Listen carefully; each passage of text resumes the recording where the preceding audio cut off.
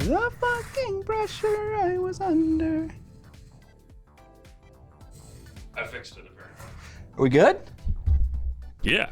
How about now? What up, y'all? How you guys doing on this lovely Tuesday? Great to have you. We're gonna do some experimentation today. I'm looking forward to it. Don't be gross, Scott.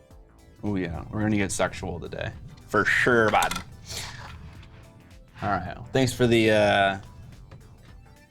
helping us out there, stream. The name is Ed. Thank you for the Prime sub. Chilling, working on German homework, specifically German homework. Not Spanish homework. Oh, I suppose you mean like you're learning German? Okay, now I understand. You're into experimenting? Excellent. Okay, let's take a look at what we've done so far over here on the painting camera. Notice me, senpai. Mycelium veins, you are noticed. Thank you for the sub, I appreciate it. So, we have two ongoing experiments right here with two boner boys. I have 20 skeletons to paint, and how the fuck do you paint skeletons? Certainly I don't know. German is easy, just be born here.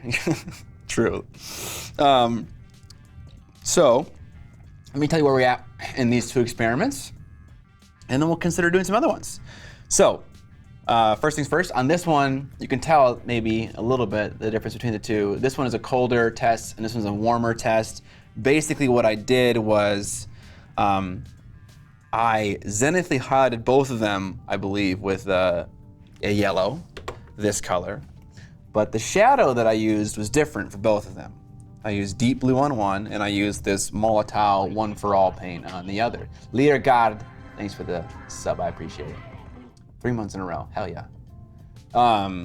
So one had a warm shadow, and one had a blue shadow. I actually think it was a mid-tone. I think I started with a black primer, and then I did these as like a zenithal, like a very heavy zenithal top-down highlight. So then I had that. And now I'm trying a few different things. Because I had a blue undercoat, I was able to dry brush this shield because there's a lot of blue hanging around still. And I got a pretty convincing effect. I'm pretty happy with that. This one, however, because I used a red undercoat, maybe a little bit lighter of a color as well, the dry brushing didn't really work out as well. And so I just, I base coated it instead. So now we're kind of at this, this stage where everything's kind of base coated-ish. And some shading is gonna need to get applied. Star Wars Geek, thanks for the Prime sub, 6 months in a row. We also had one that we didn't thank during the countdown timer. Ooh. The name is Ed. Ed. Subscribing with Prime. Oh, I thought he was one of the first ones we did when we went live. You know what? Maybe I'm wrong. Maybe That's okay. we were muted. I don't know. I'm sure Ed appreciates getting shout outs twice. I'm just checking them off on my list. So now what we're gonna do with these two guys is we're going to apply an oil wash, except this time, I know last time we did it, it didn't really work out very well. I don't think we gave it enough time to really kind of sink in. And so what we're gonna do now is we're gonna apply an oil wash to these guys, and we're gonna like kind of time it, and we're gonna see how long, you know, maybe is long enough to wait. Maybe we'll wait like, I don't know, Evan, what do you think? How long do you wait for an oil wash to dry before you start wiping it away? An hour? 30 minutes? It depends on what you're going for. I think oil wash 15 minutes to an hour. Okay, so we'll do, we got two, so we'll do an experiment. We'll do 30 minutes on one, maybe 15 on one and 45 on the other. We'll try to split the middle there to see how it changes the effect. And of course, another thing you can do to change the effect is changing the viscosity of the wash, how you apply it, stuff like that. Metal AF Miniatures, I accepted at some point. Poggers, no ads. Hell yes! What up? What up, Benjamin? Wash and paint dry. Whoo! Hell yeah. Thanks for the support, Ben. Okay, so we need some oil wash. At some point, I don't know if I'm ever gonna do this, but I really wanna do this. I would love to use, I bought this super strong red oil paint, cadmium red, I believe. Is it cadmium? That's dangerous. It is dangerous. Don't eat that. Sennelier. And I want to try to do an oil wash with this. And I don't think it's gonna like, you know, shade in a traditional way that you would expect a wash to do, but I think it'd be a really striking effect. And so I wanna, at some point, give that a shot. Anyways, let me find this dark blue Payne's Gray oil wash. There it is.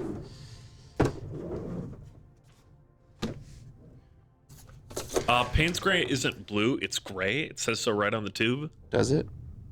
Payne's Gray? You're right. I was wrong. Sounds delicious. Well, you can let me know if cadmium red is delicious. Cody One Kenobi. You first. All right. We need some dropper pipette things. All right. I usually have like a bag of paints or paint brushes I don't care about in my, oh, here it is. Excellent. Okay. G Finnegan, tier 3 subbing for 21 months. God damn. No one can beat Finn. Cody One Kenobi, gifting a sub. Thank you, sir. That's his 30th. God damn. 30 gifted subs. Tier 3 on Finn, no less. God damn. All right. Now, I don't know what I'm doing stream, so don't judge. I don't think I need a ton just for these two.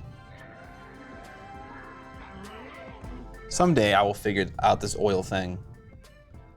Someday. Crashkus, thank you for the Prime sub, we appreciate it.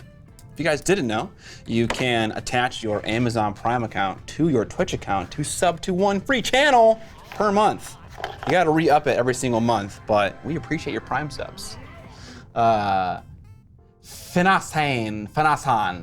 thank you for the sub, I appreciate it. Thanks for sharing so much with the community. You're welcome, my dude. My dude. Okay. So this is the other thing with oil washes, is that you can obviously thin them more or less. And the more you thin it, the more, whoops. Oh no, it's still floating there. I just kind of let my pipette go. The more you thin it, the more runnier it'll be, but the less it'll stick down to the model and the less it'll stain the surfaces, I assume. I don't know, actually. This looks pretty good. I think I nailed it. That doesn't make sense how I would nail it on the first shot, but it seems like I did. Oh boy, okay, well that's just gone. All right. Do you need like tweezers or something? Yeah, I'll get them later though. Okay. After it melts. Yes. All right, let's get a brush here with a smidge more accuracy than my mixing brush. And we'll start, well actually, you know what? I wanna just slam this all over the model. Is that what I wanna do? Maybe a mixture of those things? I don't fucking know. All right, here we go. So, about these experiments, obviously my scheme is already determined for my Soul Black Gravelords. We're doing a scarlet red.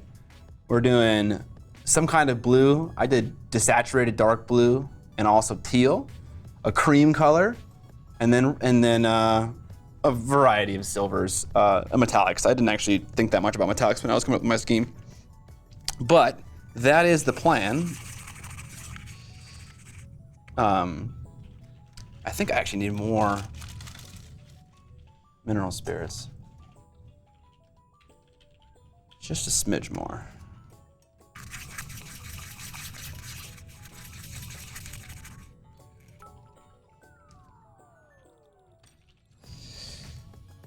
Crash Kiss, thank you for the 45 bits, I appreciate it. Okay. I don't know. Ooh, that seems very watery. Or not very watery, but kind of.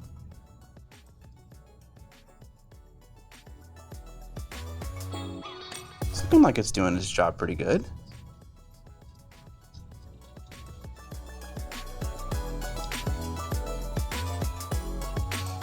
We dry brushed this, and so it's already got shading, but I'm also gonna apply a wash to it.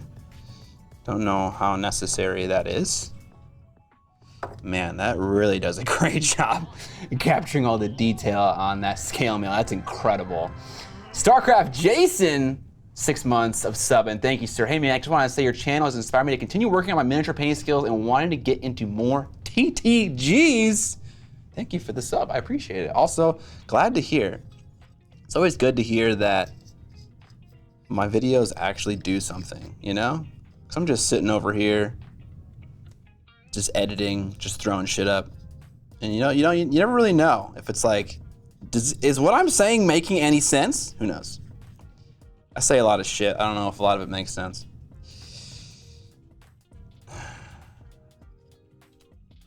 I don't need to wash the spear stick itself. Actually, didn't even paint it. So we'll just skip that for now.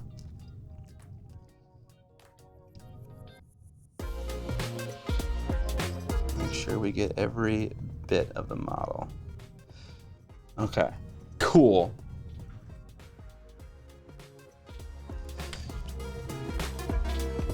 All right. I really want to change the consistency of the wash and try it again, but then that's gonna kind of defeat the purpose of our time experiment. So I'll just keep it at the same consistency so that we can really kind of test to see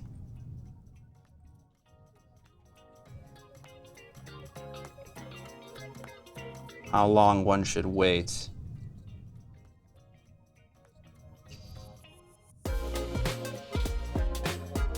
I'm really enjoying this consistency though.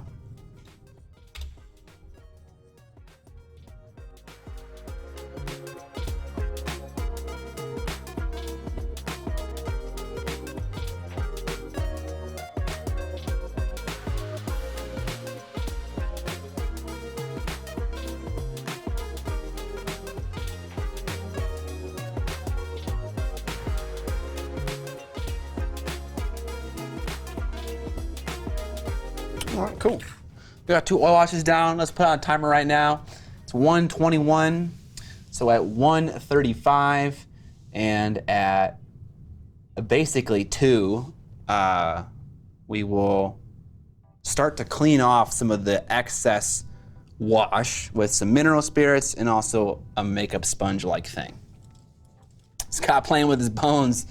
You better believe it. So what are the times we're doing? 15 and 30? 15 and 45. 15 and 45. So You got my timer? I'm about to. Hey! All right. Let's do another test here. Trios Grath. Thanks for the sub, I appreciate it. 15 months. There's a timer. It's really big. It is. So are you going with the warm or cold undercoat? You know, I don't really know. I think I like the warm more, but that's only because it just looks nicer with the red color. I tried to do a contrast paint. I wasn't really happy with it, I'm being totally honest. It's not super visible now that I've applied a wash. Also, let me zoom in here. I keep forgetting that I normally stream on 18 mil. It's a little hard to see because I just applied that wash. Maybe you can see it. It's like on the very edges and the flats of where you apply contrast paint, you just really see a lot of the undercoat through. A lot of that white or whatever color you chose to use. And I just never like it. I think it always looks bad. And so I think for a main color, like for the red of my skeleton's like fabric, I think I would rather put more care and attention into that portion instead of just kind of phoning it in with a fabric. So let's give that a shot. Let's try doing the fabric in a more, in a way that suggests we care more about the outcome of this. And I have an idea. And I will explain the idea while I prime this one. So, might want to look at some of the new ones. Some are very strong and vibrant. Okay, we'll give that a shot. You doing a new speed painting video? I actually have one in the works right now. I'm just waiting on a couple more bits to paint 2 more models. I painted 10 models for my kill team. But I want to paint 2 more just so I can illustrate a point. But sometimes, so once upon a time I saw, I think it was a Spanish painter, he had a red base coat, or I think it was any color. He had a base coat on a part of the model, and he started to paint highlights on that red part with very bright colors. Like it was way too bright. It looked terrible. But then he came back later with an airbrush and applied a translucent similar color. So if he was doing blue, it was like a light blue or something, on top of those highlights, and they showed through. But also the color in the airbrush blended it into the original blue. So it kind of killed two birds with one stone. So you're not using the airbrush necessarily to like try to highlight micro volumes. You're just using it to get a blend. Which now that I explain this sounds like a thing I made a video about a long time ago, but the process was a little bit different. Bits from Jason, thank you, sir. I'm well, Xerxes. What up, Elmery? Okay. Let's, first of all, get some higher pressure while we're priming.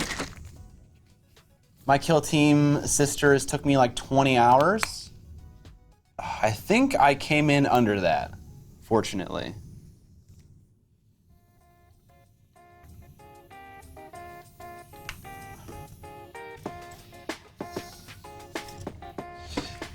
All right, what up, Gas Rat?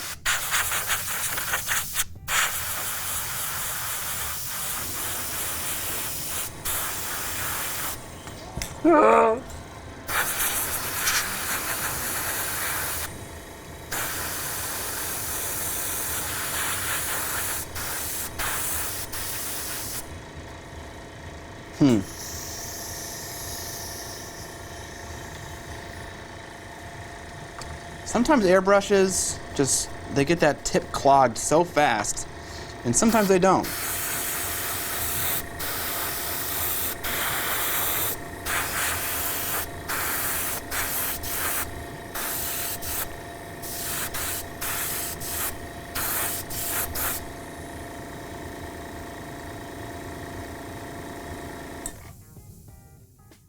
He did a unifying ice yellow highlight from above. Sam Lenz did a similar technique on his Warcry Rotmeyer Creed band. Nice. Okay, excellent. Across a chunk of top half of blue-green swamp. Awesome. Question for all. Would adding acrylic medium to watercolor make it usable on minis without reactivation? I haven't tried Warcry, although I do want to. I still have schemes for my sisters from Vinci V. Heck yeah. Ain't nothing wrong with that.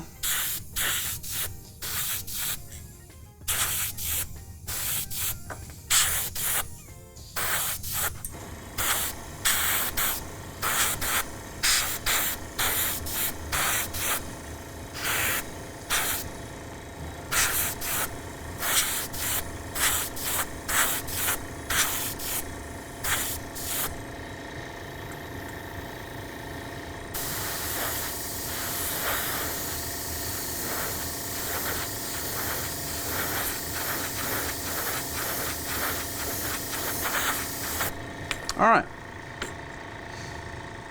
Got one primed.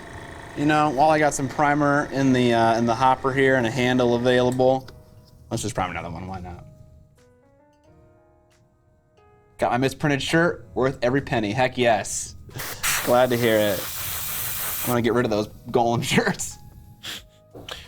Which primer are you using right now?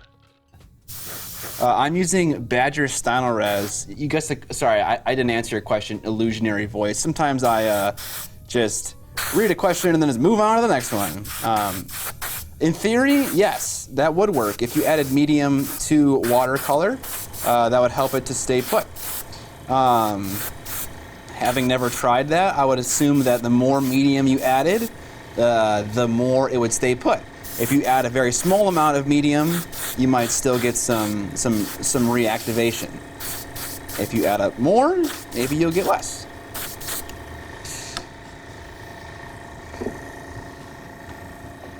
If that makes sense. Jim Crimini's got his cutting mat and stickers.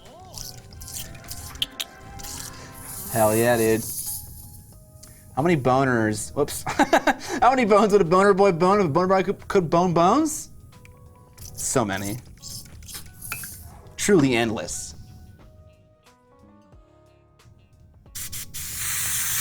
Scott's Bone Boys are getting bricked right now. They're getting bricked? Yeah. Why? He doesn't know, Chad.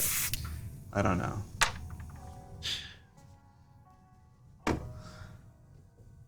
Is this an Evil Dead crossover? Yes, it is. Of course. Of course.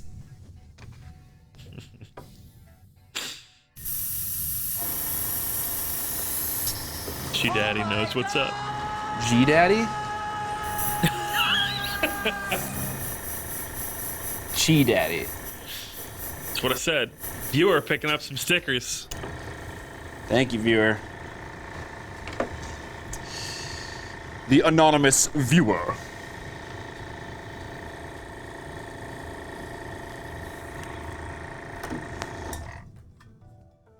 Okay, so now, this is always my question with like coming up with the scheme. It's like, I want to paint this fabric red. I also want to paint all the metallic silver. And the shocking part about Boner Boys, at least the new ones, is that most of them are metal and fabric. It's not like the majority of them is bone. So when I did a Zenithal undercoat on those guys, I was like, okay, I'll just apply, what am I saying here? I'll just apply a wash to those like kind of more white elements and my bone will be done. But then I was like, oh, there's not really much bone at all. So when you're coming up with like a scheme, you want to pop your airbrush cherry on the biggest part of the model, so you're getting the most value out of it, if that makes any sense. What I mean is, like, I can't airbrush the silver and the red because there are too many elements that are like really close together, and I'd get a ton of spillover. Or you could just get real good. You could get real good. You could Angel Giraldez this shit. Yeah. Alternatively, you could airbrush and expect there to be spillover, and then just fix the spillover. You know what I'm saying? So that's always the most impressive thing of watching Marco's videos, is not just this the limited spillover, but how he's actually able to use that. You know, like where he doesn't need to go back and fix it. Yes. Sorry, Marco for Sony, nice. for the people in chat that don't know who I'm talking about. Yes, that is nice. I guess the issue with silver is that it's difficult to work with silver as a spillover into like fabric. Yeah, definitely. I think you would do the silver first and then do the fabric color and deal with the fabric spillover rather than the silver spillover. Right. So I think what I'll do, I think we'll airbrush the red. I'll do my trick that I was talking about. We'll base coat the silver, and then I'll shade the red and the silver at the same time. I'm trying to figure out, like, how do I organize these steps such that it makes sense, such that I'm making the most value out of my time? Does it really matter? Probably not. Like, who fucking cares? Just paint the model. But let's give it a shot.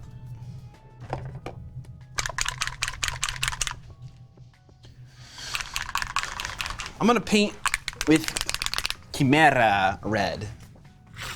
It's super intense. Because I'm planning to shade it later. I'm assuming some of that shading is gonna knock it back quite a bit. So we'll start out really saturated and bright. Okay, chat, dumb question. I wanna get an airbrush for priming as winter is coming. I don't have a good room. If it's too windy, does it doing it outside work, or will paint possibly go on the house? I think we gotta really think about how much paint is coming out of the tip of this thing. There are like 8 layers to this question. It's a very small amount of paint coming out of this thing. I'll just answer the question for you. That being said, if some of it got blown around, is there a chance that it would get on your house? Yes, I cannot say no.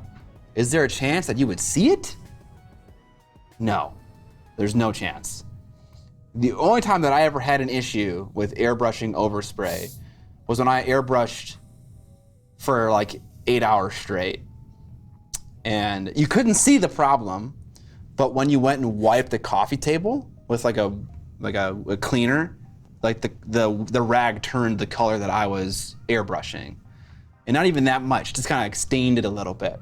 So will you be able to see it on the house? Definitely not. I mean, especially if it's blowing, the wind's gonna blow it all over the place. I don't think that's something to worry about. But the wind would Definitely a mess with it. bigger concern with spray cans. Yeah, for sure. Just don't do that. try and spray in a very, very clear area. Speaking as someone who has seen claims come in from paint sprayed out of a can got on my neighbor's car 15 feet away. Oh, wow, really? Uh-huh. It's not a huge deal. Generally, spray paint can actually be clay barred off, particularly from that distance, which is a detailing thing rather than like we have to repaint the whole car kind of thing. Okay. So that's good, but still bad. I'm more curious about the don't have a good room for it thing. Is it just a space constraint, or are you thinking it needs more ventilation? Because there are products that you can buy that basically suck up the overspray. A little teeny airbrush vent hood. You can also DIY them. So, yeah, exactly. You wear a mask and you have your little vent hood, and you're good in any space, basically. Someone asked, I mean, Erk said you don't need ventilation. And I think some differentiation is required here. I think what he's saying is you don't need to vent acrylic paint outdoors. Yeah. But you don't want to breathe it in, right? So you can handle that in one of two ways. Like they just said, you can use a mask and not inhale it. Or you can like have something that sucks the paint into a filter so it's not like in the air and breathable. Or both. Yeah, or both. I mean, my solution, I don't have a vent hood that sucks it up, but I do have my big HEPA filter basically next to my painting desk, taking care of things that might escape into the rest of the room. There are also paints that are more dangerous to airbrush. Most hobby acrylics are completely safe, but like, for instance, if you wanted to spray one of those cadmium-based paints, you can, but you really, really don't want to breathe any of that in. That's not just like breathing in bad dust. That's a heavy metal contaminant. So you'll see warnings about airbrushing on artist paints. And the 15-minute timer just ended. Excellent. Let me finish this base coat, and I'll get to cleaning it off. The man literally airbrushes on his desk. Yes, I'm bad. PA Gamer Dad, thank you for the sub. And also Electomo, thank you for the sub. 3 months and 7 months, respectively.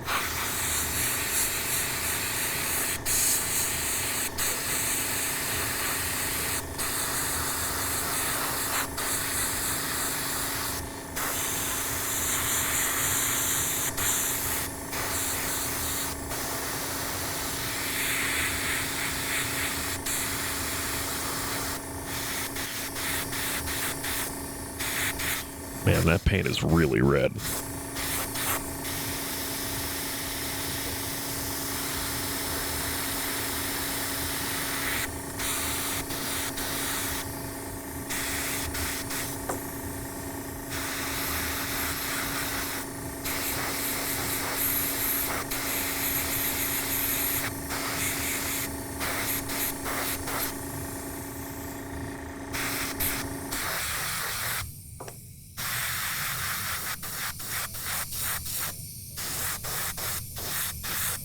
Damn. This red color is crazy. Yeah, I was gonna. It's really, really red. Okay, I'm just targeting the fabric parts. I just had an idea, actually. The problem with doing something like this is that, like the bone area, for instance, now needs to be painted, right? Because it's like red, instead of like something that could like be perceived as bone. So I had an idea for a different way to paint, and I'm gonna give that a shot on a different model. Okay, anyways, I'll let that dry. I'll clean the airbrush out later, like in 2 minutes. But let's try to clean off some of this paint with our 15-minute test. I'm gonna grab some like little makeup spongy things that I got, and then we'll give it a shot. We're first gonna try to do it without anything in the brush, without any mineral spirits in the brush, and then I'll add mineral spirits just to see maybe what changes. So first of all, paint is coming off without mineral spirits.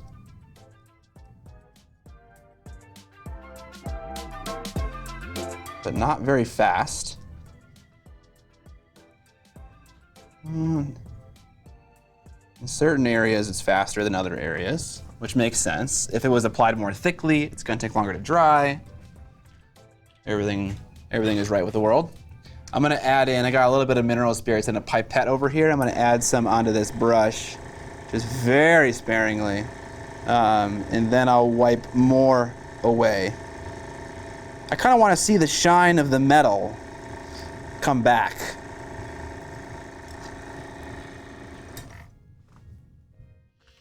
No one cared who he was before Evan put on the mask.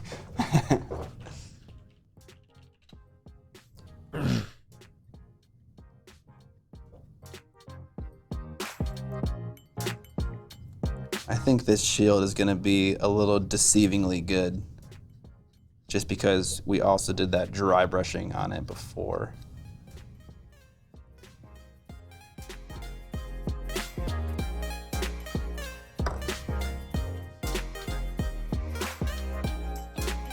Okay, so there was a shadow in that crease right there, and I kind of just wiped it all away entirely. Also, I feel like we're underexposed right now.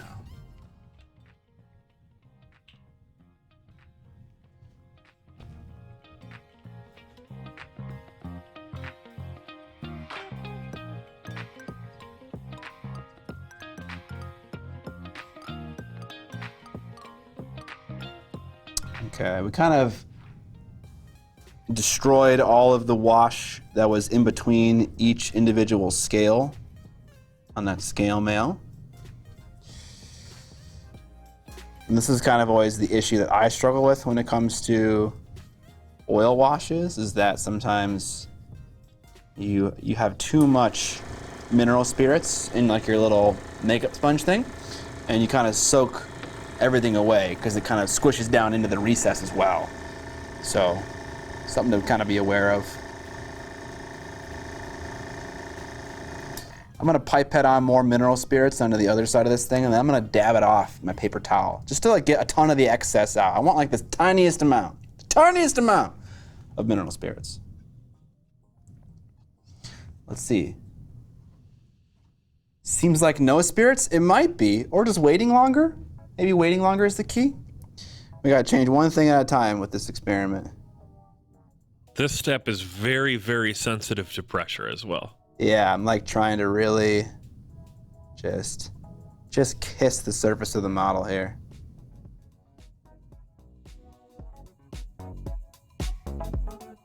Because the more you press the sponge, the more it'll go down into those recesses and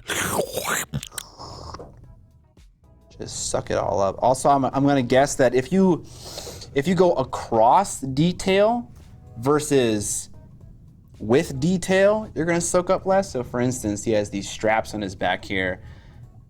It's in an X, so it isn't the greatest example, but I feel like moving in this direction across the miniature is better than going down with the detail.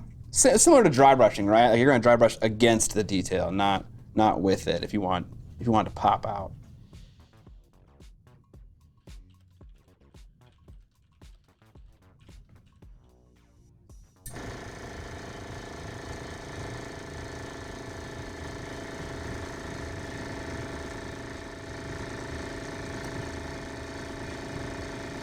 At what point do you dispose of this thing, Evan? Is this too dirty now to be useful?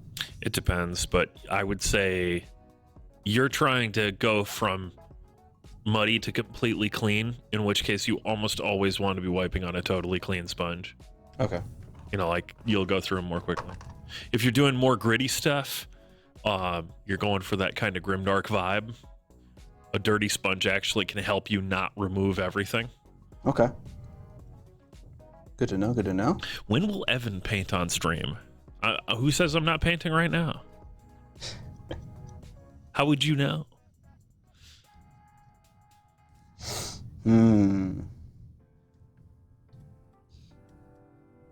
I do have these heads to paint now.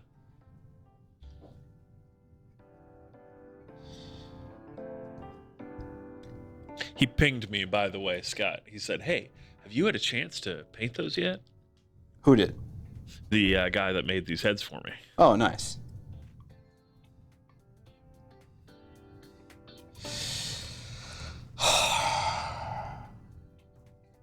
I don't know. All right, so let's do some analysis here. I don't see any recess shade around these things, which this is like one of the hardest things to get to work. Shut up. However, I do see shading in between like this rim thing and the main torso of his armor in his chest. That did stick around, which I feel like in the past that wouldn't have worked for me if I had done that. I'm seeing some shading in between this hip armor and the fabric. That's good, we appreciate that. I don't know, you know? I feel like I should have took a picture.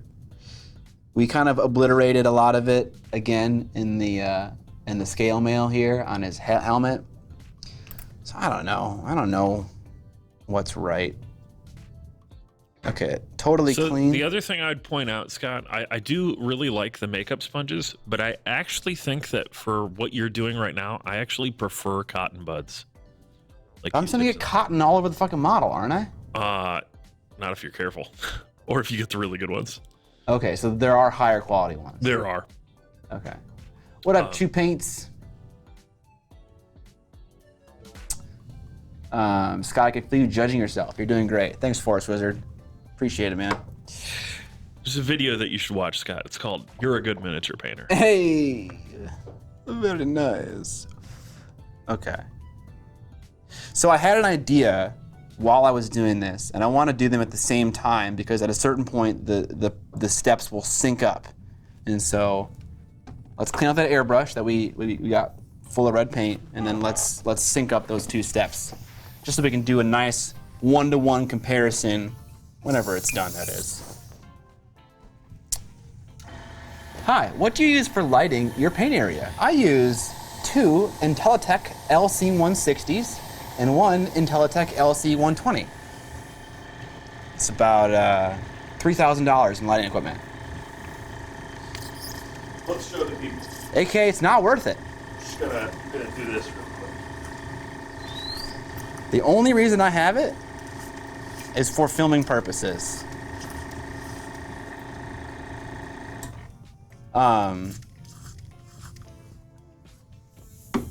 If I weren't doing that, I actually just set up this little hobby desk in my basement. I bought these architecture lamps, and they got these big old, like high wattage LED Edison style bulbs that still fit in a normal light fixture. And they're nice and bright, they're white. I like white lights, I don't like warm or cold lights, I like them right in the middle. And it's working out nicely. Where's the video? It's somewhere. The real video is inside us all. What video are you asking for specifically, Rufus?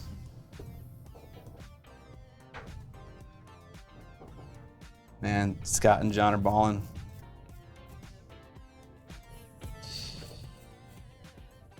Yeah. Again, I'm not recommending anyone actually buy these lights for normal hobbying. I've been doing this for 6 years, and video worked even before then, so. I know I bought one of these at first. One LC 160, then two, and then three, and now we have six. There's a couple on the gaming set, there's a couple on the painting set. Yeah, I really like them because they can be so flat, like vertically, and produce so much light so softly. Normally if you get like a big old diffuser, they take up like 3.5 feet of vertical space. This takes up 8 inches, 7 inches. So it's nice. It's great for exactly what I want to do. And they're bright as fuck. You might see that I'm squinting a lot because it's very bright. Any plans for Halloween? None. You said you were making one about your new hobby setup. Oh yeah. You know what? Okay, so I had a moment yesterday where I was like, there have been like 6 times in like the last 2-3 weeks where I was like, if I had a hobby setup here, I'd be painting right now. And so the question is like, why don't you have a hobby setup, Scott? And the answer is because I put so much pressure on myself to like create the greatest setup that ever could exist. And I'm sure you guys relate to this a lot, with the whole gear acquisition syndrome problem. It's the same thing for me. It's like, I want to make sure that I have the best setup for this video that I'm gonna make. Instead of just like getting a minimum viable product and then painting, you know what I'm saying? So yesterday, I was like, fuck this shit. I'm just gonna put stuff on this table and just use it. And I did that. I got all the tools that I had. I did no cable management, and I just threw everything on the table, and I started assembling models. And I was like, this is working for now. Scott has learned a valuable lesson. Yes. The real ultimate hobby setup is the one you're using right now. True. It's very true. So that desk will get set up when I have time. At the moment, I don't. Exigent Midnight makes a great point. Based on the video you did of setups, it's pretty clear that most of your viewers do not suffer from trying to perfect their setup. I'm not sure I get it. He's roasting all of the really, really rough setups. Oh, yeah. Many of your viewers do not fall into that syndrome and are just they have realized that the best setup is the one that they're using. Okay, yes. That video. That's hilarious. Okay, so we got another guy over here, he primed black, and I'm going to do another situation where I zenithally apply some kind of highlight that I'll then work on top of. Last time I did a warm zenithal highlight and a cold one. I actually did 2 steps. I did Molotov and then model color. And so instead of doing 2 steps with 2 colors, what if I just do one of an intermediate color? You know what I'm saying? That was weird. I don't want to waste time doing 2 if I can just get the same value with just one application of the airbrush. So let's do that. I'm gonna put in some of this airbrush thinner from Army Painter. Actually, I'm gonna blow some out. This Molotov paint, I love this stuff just because this is like ready to go, like right away for exactly what I want to do. Dick3Bot asks, what's the technique called where you prime a model a color that nicely goes with a color you put on top? You prime red and then yellow on top, or brown and green on top? I think it's DiceBot, not Dick3Bot. And I'm pretty sure I got it right. he knew. Yeah, I hope he did. I don't know if there's a name for that. Like specifically, I think zenithally undercoating something is kind of like what you're getting at, but I don't know if there's a name for that exactly. All right.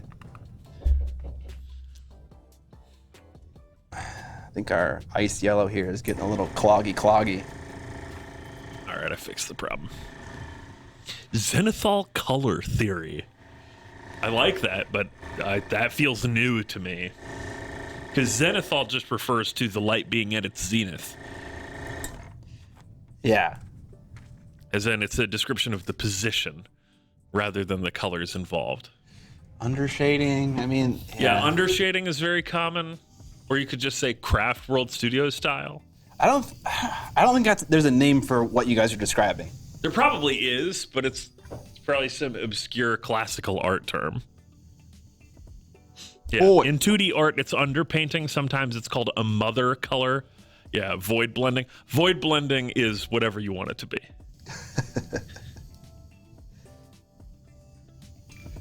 All right, we got like a kind of a pinkish color here.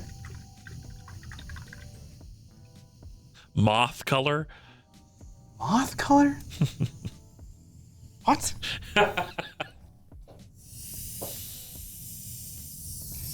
Urk has a point too. It's called putting paint on instead of worrying about nomenclature. That's true. Slap chop electric bungalow. Yes. I don't know what the painting words are. I just know how to put paint on my minis. Yes.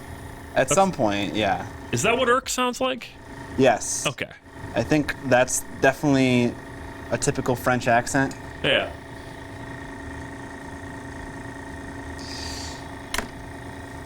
I don't know. We got good wine and cheese here, and I like to paint my minis. Yes, I'm from the Bayou, Evan. In fairness, if you're talking about the most French region of the United States, that would be correct. Yeah. Though, to be clear, what I was doing is not a proper Creole accent.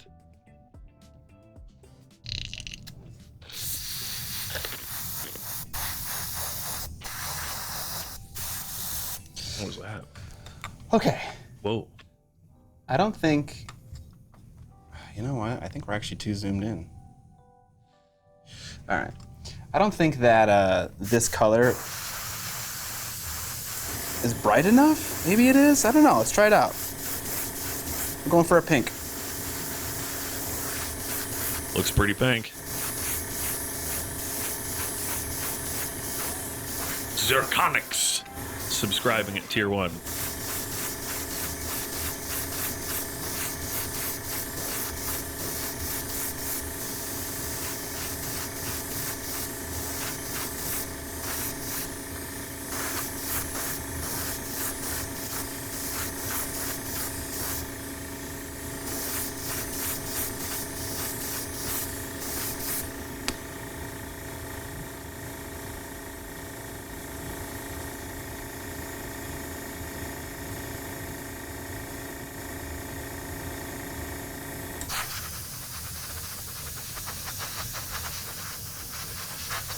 Okay, cool.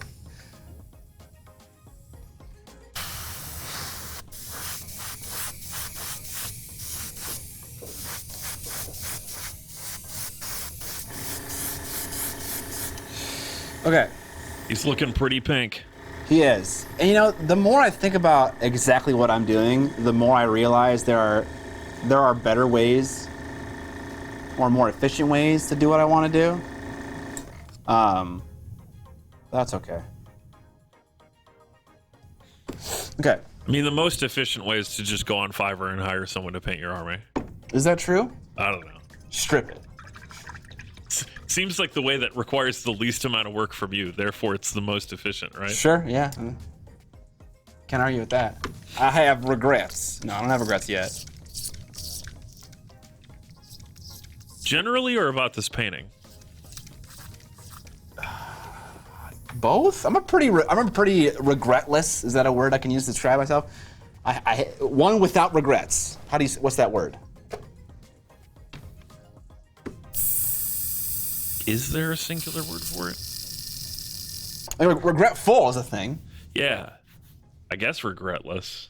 I really skip black primer most time as it's just too dark. I always go light gray, then undershade with dark ink. Is running your airbrush while the compressor tank is filling detrimental in any way? I'm always too impatient to wait for it once I start, but wonder if it might adversely affect the pressure I'm getting. I don't think so. I think the compressor probably is smart enough to know to turn on while it approaches losing air pressure so that it fills up while you use it. I think the tank definitely builds up pressure faster than you use it. I think. I don't know for a fact. Gilligan's Powder Boys Unite! 19 months right there. 19 months. It can, but probably not enough when using a little airbrush. Ungrateful. Sounds right. Okay. Okay, so, like, all right. Let me just nail that. All right, excellent, excellent. I'm gonna put some isopropyl in here and just let it sit, because I know I'm gonna come back to it. I'm not gonna clean it perfectly. All right, first thing, let's now do some paint brushing.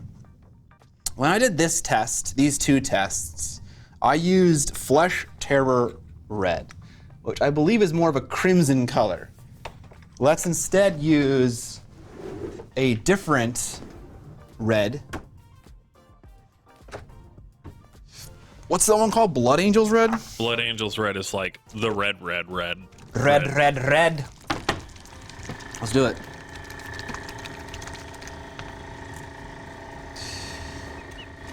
All right. It's important to know like what you can spill over on and not give a fuck about, and what you can't. In this situation, I don't really care about the metals, but everything else I kind of care about preserving the undercoat of. Also, if you have the new contrast range, Scott, ball red is the new red. Ball. All right. Also, I was talking with Irk, one of my mods, and Irk gets really good results with contrast paint. And I asked him, I was like, how do you, I showed him a picture of an issue that I have with contrast paint. And his solution was to, instead of wash on the contrast paint, apply it like a filter of color. So you are coloring your zenithally undercoated surface instead of washing on top of it like a glaze, or like you might with a glaze. I'm not gonna do that yet, but what I'll do on this guy, after we get this focus looking good, don't flood your dude. Don't flood your dude. Okay, I think on this one, we're still gonna wash it on, just because this pink to black undercoat really isn't a ton of contrast, and I don't think it's gonna show up very well.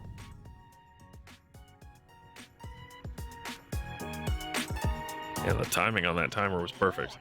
Yeah? It said time to get moist right as soon as your brush touched the Mini, which means that the 45 minutes on the other one is up too. Okay. So.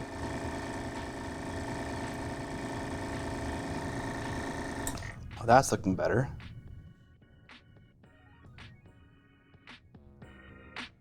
Again, I don't care about getting red on the armor. For how much people try and gatekeep the whole contrast paint thing, because reasons, contrast paints are actually pretty dope. Not just for the quick and easy stuff, but also, yeah, tints, glazes, effects. They're very interesting colored inks. I mean, inks are interesting. Inks in general are interesting, yeah. There's a reason why I have over half of one of my entire shelves is entirely devoted to transparent products. Yep. Because they just have so much value. I have washes, I have GW glazes, I have clears, I have inks, contrast paints, all kinds of stuff. And chat, you need to buy all of that stuff to be a good miniature painter. This is true. That's exactly what Scott is saying when he mentions any of those products, is you need this in order to paint as well as him. Exactly. Yep. Okay, so, was I not on frame for like half of that?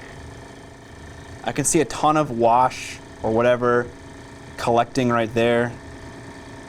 I just want to soak up a little bit of it, not a ton of it, just a smidge. I don't know. Does this really do fucking anything? Okay, anyways, that'll dry while I proceed on to my next thing, which is applying a aggressively bright highlight to a surface that has no business being highlighted in such a way. Let's give it a shot. So, if you remember at the beginning of the stream, I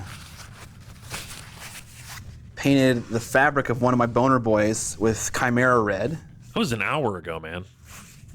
I said the beginning of my stream. Yeah, I know, but like, can you remember back an hour?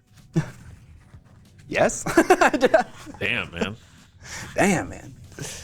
Wild. Okay. The thing is, I don't know what color to use. Let's do Chimera. Let's do Chimera and Sunray.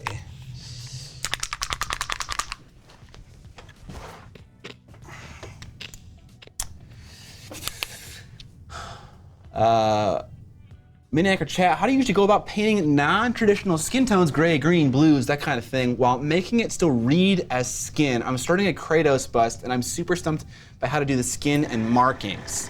Ghost of Sparta, I have an answer to your question, but it's not necessarily an easy solution. You need to, if you're gonna change the hue of skin, you need to maintain the reflectivity of skin. So skin has, and also different ethnicities have a little bit different like reflectivity. But some skin is shinier, some skin is more matte, but you need to paint the skin in such a way that makes us feel like, oh, okay, that's a little bit more reflective. Because skin is definitely on the more reflective side of the scale. That's really the only way that I know how. Okay.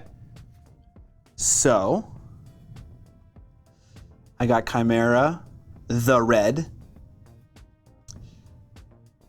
and Sunray, which is just Vallejo Ice Yellow, but the Chimera version. I'm using it because it's matte, and I feel like I want the paint to really stick down while I'm doing this. And that paint is really red. Maybe there's an opportunity actually here for me to, instead of using a pink highlight, to use a fun color that I then filter over top with a red color. What would be a fun color to use? Let's use blue. Blue? Yeah. Okay. So I'm gonna pop over my paint rack here, and I am going to grab Arctic Blue from Scale Color, which is a light blue.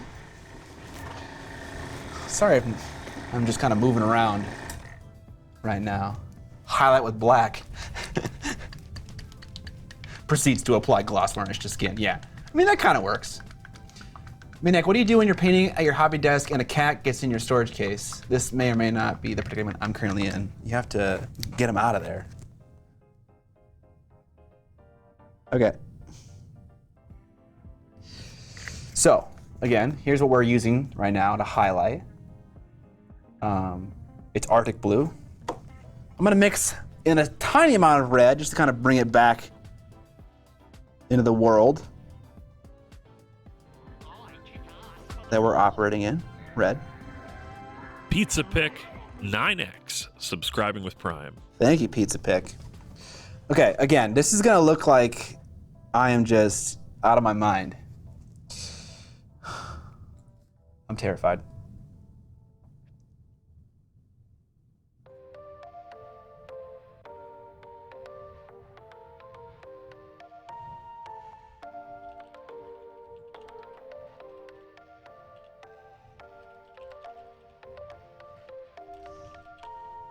I don't know how neat I need to be while doing this.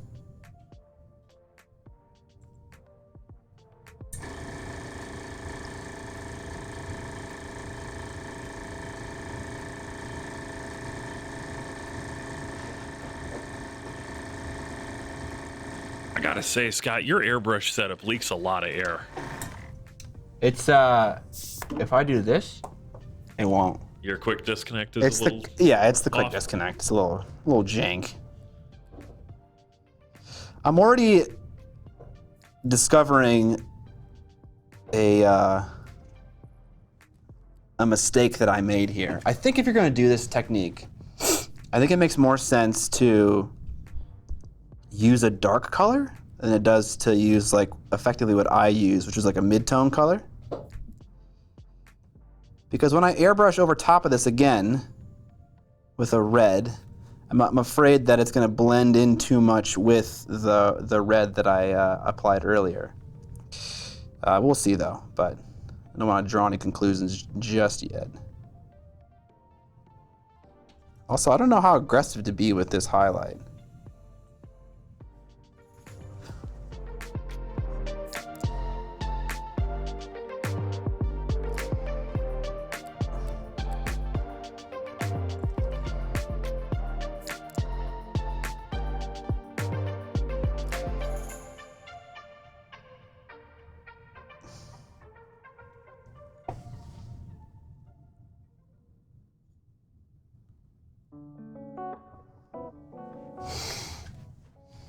Be aggressive. Be aggressive. Exactly, Rufus Kid.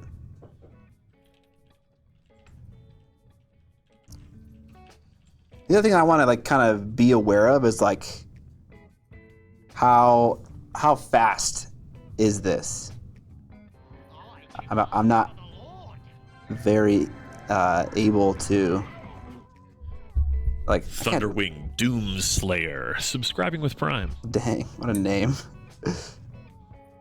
I'm not able to like paint, like time all this stuff and like have any kind of accuracy with like how fast it's like going on or what it's gonna mean for like a full scheme, but you know, kind of just having a general observation like that this stuff is either quick or it's not quick is a good idea while experimenting in this way.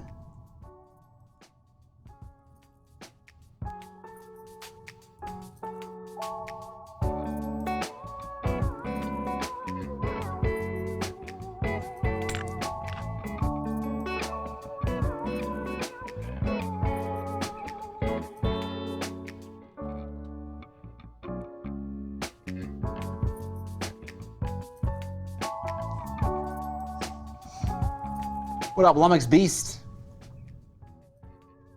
Thunderwing Doomslayer.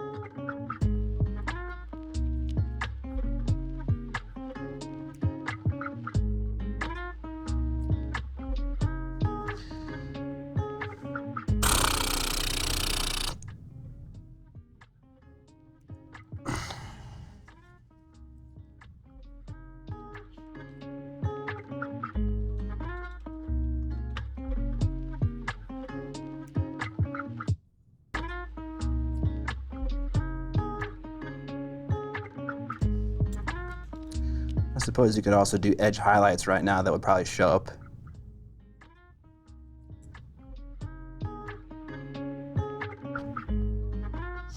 Okay. So this is like kind of where I would expect the max highlights to like end up. Like if you took this model after it was fully painted and put it through Photoshop and you said, take these thousands upon thousands of colors and crush it down to 5 colors, this is kind of where I would anticipate the highlight for the red cloth to end up, kind of like somewhere in here. It's kind of hard because you want to like, I don't know, like there's definitely like a dip in the fabric right here, but sometimes when you, I don't know, care too much about those things, like this very shallow volumes, they just end up looking really bad. Like if I like leave that thing there, like this little dip right here, it might end up looking pretty shit. We'll see though. Okay, cool. So that's done now. So now I'm gonna do the exact same thing, but to the one that we applied a contrast paint to. Cause like this is just a flat base coat, right? But maybe I can like, maybe if I work on top of like this, Zenithal undercoat, contrast paint, maybe I can then solve the problem. Because here's my issue with contrast paint. You can see it pretty easily here. Almost missed today. I missed that comment, my bad. He said, almost missed today. My dogs used sleep magic on me. And I was going to say, that's what happened to me last week. Yes. Interesting paint job to come back to. Yes, we're not fully done yet. So my issue with contrast paint is that on the brightest areas, and it's not super easy to tell because we did like a pink undercoat with a red contrast paint, and it's like, okay, well, it's gonna look like this. But on the brightest highlights, there's just so much of that undercoat showing through it. Like, it doesn't really stain that much. And so what I ended up doing for my novitiate kill team was I did what you're about to see right now, but with a color that isn't so bright. So I would come back in with a color that was pretty similar in hue to the max highlight, And I would kind of just cover up like all that kind of like stained undercoat look that you kind of get with contrast paint. At least when I apply contrast paint. I'm not saying that I know what I'm doing. What up, Nurgle Matthew? All right.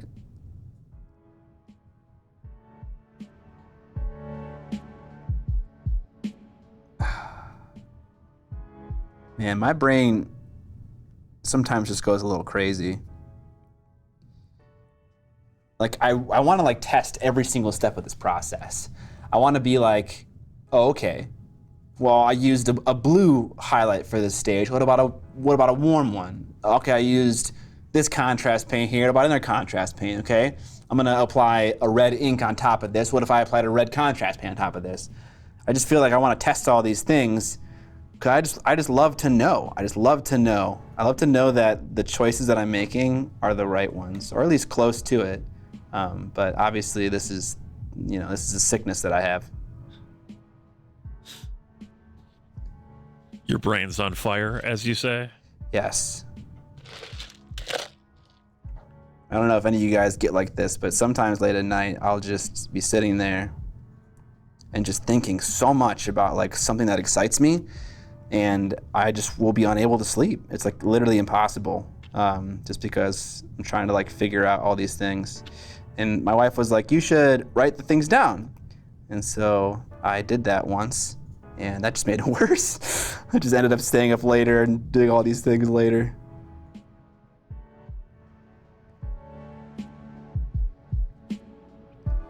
Hey, it's Dargons asks, do you think a heavy, sketchy highlight underneath a dark contrast paint, like Black Templar, would work? I'm about to paint Count Dooku from Legion, and that's what I'm considering.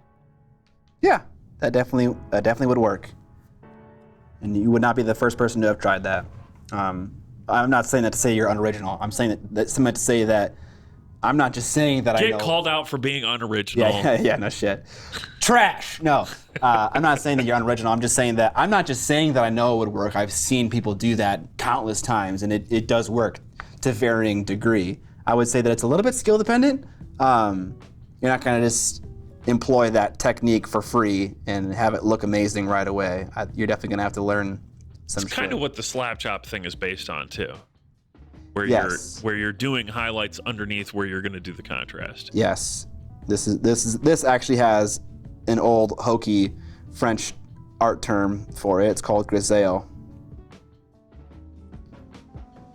What did you just call me? Grisaille. A gazelle? Are you hunting me right now? I am. Chat, who thinks I'm going to be done with these 20 skellies by Thursday? Evan? Do you have faith? Let me get a prediction going. No, I don't need a fucking prediction.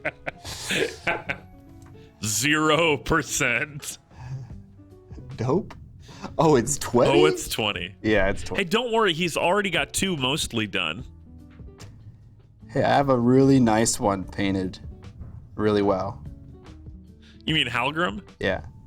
He's not even part of your 20, I thought. He isn't in my list. Yeah, he's not in your list for a while, if ever. I think I'm going to take him. I know at the very least I'm going to take him in the 2K point list because his command ability is just too fucking good. Oh, did I miss one that I should click on?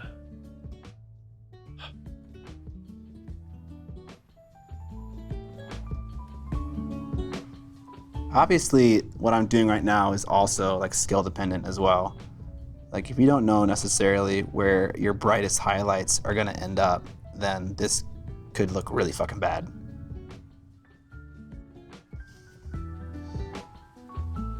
So this could look really fucking bad when I'm done airbrushing it.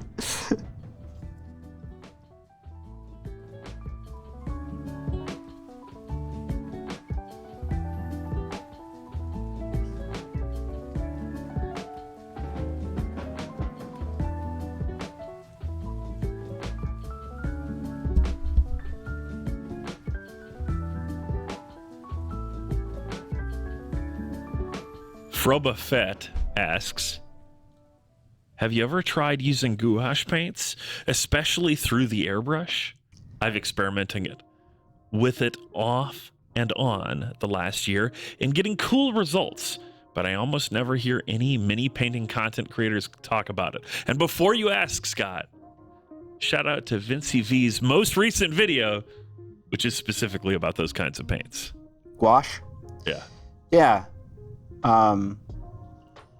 A very, very long time ago, Gouache. I painted a character named Tally, and I used gouache paint on her sword.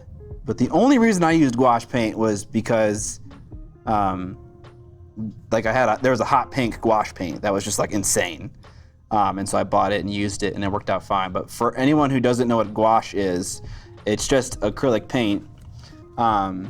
But that can be reactivated. It's like a hybrid between watercolor paint and acrylic paint. I don't know necessarily how the properties of gouache paint would really change much about mini painting. That's just because I am uneducated. Maybe I should watch that Vincey V video. Like, I'm curious. Maybe the person in chat who made the original comment can let us know what does a gouache paint give you that a watercolor paint and an acrylic paint don't give you. Great joy, I'm sure. Great joy. Okay, cool. Now, let's clean off the other skeleton that at this point probably has been waiting for an hour. Yeah. And I'll get a new one. Get a new little spongy. Durability. What about tempera paints? They're very matte. I don't even know what those are. Tempura? That's like, like a Japanese fried food. Yeah, that's a batter for fried food. Gouache is just a matte watercolor. It has gum arabic like watercolor. I know gum arabic is like a medium, but I don't know what that means for the paint necessarily, that it has gum arabic in it. Gouache just sounds like Daryl saying grass. Durability. Okay, so acrylic paint is pretty durable in the first place. I'm guessing you're comparing it to watercolor, not necessarily acrylic paint. For some reason, I thought you were saying grape joy. Gouache can be reactivated the same as watercolors. Right, yes. Here's a question for the group. Who decides what the next hotness is in mini painting? I mean, I guess you could ask that question to anyone about anything. It's like, who decides what the next fashion trend is? I don't know if anyone necessarily decides. It just becomes a thing. All right, we're gonna get some mineral spirits, some a little brushy brush, or my spongy sponge. I'm gonna dab it off so there's just a very small amount. Okay, let's do the shield here, and I'm really curious if this is gonna look good. There's gouache, and then there's acrylic gouache. Iguana says. Two different things. Okay, so now I'm definitely out of my element. I have no idea now. I had no idea there were two different kinds of gouache. Scott's about to dab. Yes. Okay.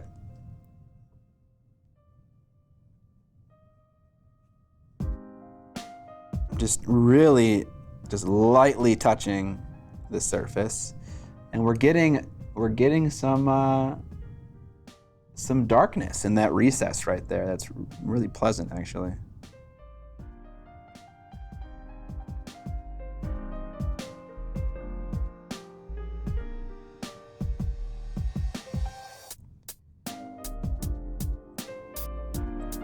Now, the one other nice thing about oil washes is that oftentimes washes really suffer from gravity.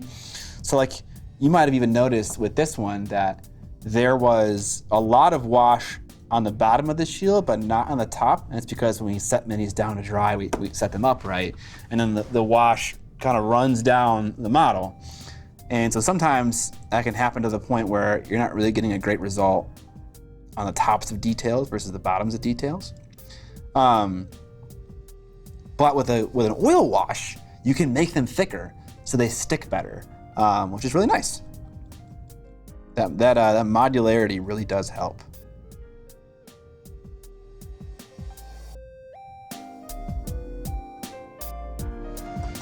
Okay. I'm pretty happy with that, but I will say that we're not getting that shine back, you know? Also, I'm not seeing much of a shade on this thin circle, this concentric circle inside of the shield. There's some down here, but maybe there wasn't a ton up here because of that gravity issue I mentioned. So something to notice. Maybe I need to make it a little bit thicker. Also, in case you guys were like, wow, this is a really pedantic way to paint miniatures. This is how you'd be proactive in the process, a phrase that John coined, where you are doing new things and then observing the results to see, okay, next time, if I want the shade to stick better to the top parts of details, maybe I'll make a thicker oil wash. You know, it's important to observe when you are experimenting. Stupid Newton and his laws. All right, let's get another one here. Another little makeup brush. Dab it off. I just received Night Haunt, my Mirmorn Banshees. Awesome. Eschwagen Bagger. Hope you enjoy those. Tempera, also known as egg tempera, is a permanent fast-drying paint medium consisting of colored pigments mixed with water-soluble binder medium, usually glutinous material such as egg yolk. I'm just like, this stream is too much learning for me today. Can we stop the learning? Yeah, we'll stop the learning. Stop the learning. Now say gouache fast. Golden Soulflight is a gouache. Okay. Is it? For British, it's gooish.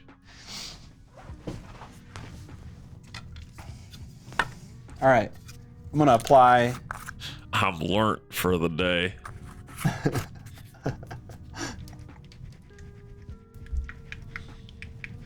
I had to do tempera painting in high school, and it's thick AF, and it dries super quick. That sounds like the worst kind of paint for mini painting. All right, I'm going to take my finger and just, put some on the back of my paint scrapey thing. Varying thicknesses, very thick right there, very thin at the edges. We'll let that air dry.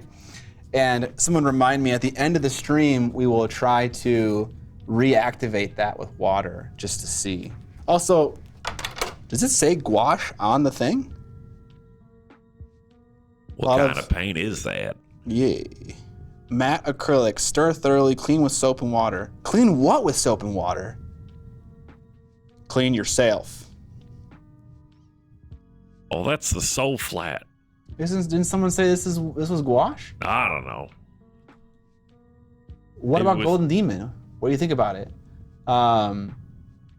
Check out the most recent podcast episode. Yesterday's episode. Yes. There was conversating on the topic of the Golden Demon. Also, you can watch the VOD of this stream from 2 weeks ago, where we talked a bit about all the different entries. Yes, there was a bit of we talked about that in the beginning of the stream. We threw them up on the visual. Scott and I got into a big fight. The hugest fight. The biggest. So big we can't even remember it. Was it about Skaven? Something like that. Man, okay, you gotta kiss things, details. Come on, stay in there. Okay. I feel like I'm having to relearn this. I feel like I learned how to do this when I was washing my zombie dragon, but now I have forgotten again. Polka dot.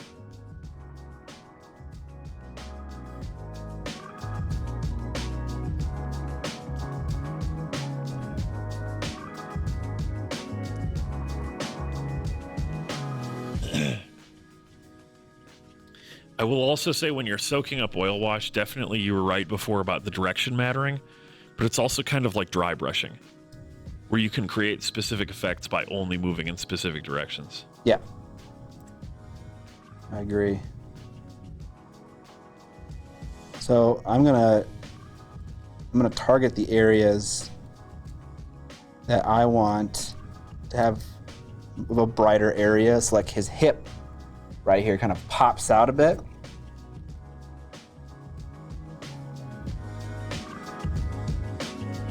And so I'm gonna like wipe oil paint away from that hip. But like maybe I'm not gonna wipe as much oil paint away like down here by like the tendrils of his, I don't know what you call this thing. He's like wearing like a goddamn dress because it's like top to bottom war dress.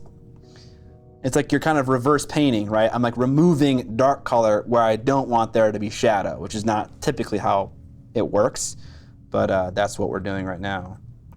Okay, so just taking a look, Talbert, is it a Talbert though? Because it's like, it's its entire body. Is that what Talbert is? Nerds in the chat, fact check me. Tabard?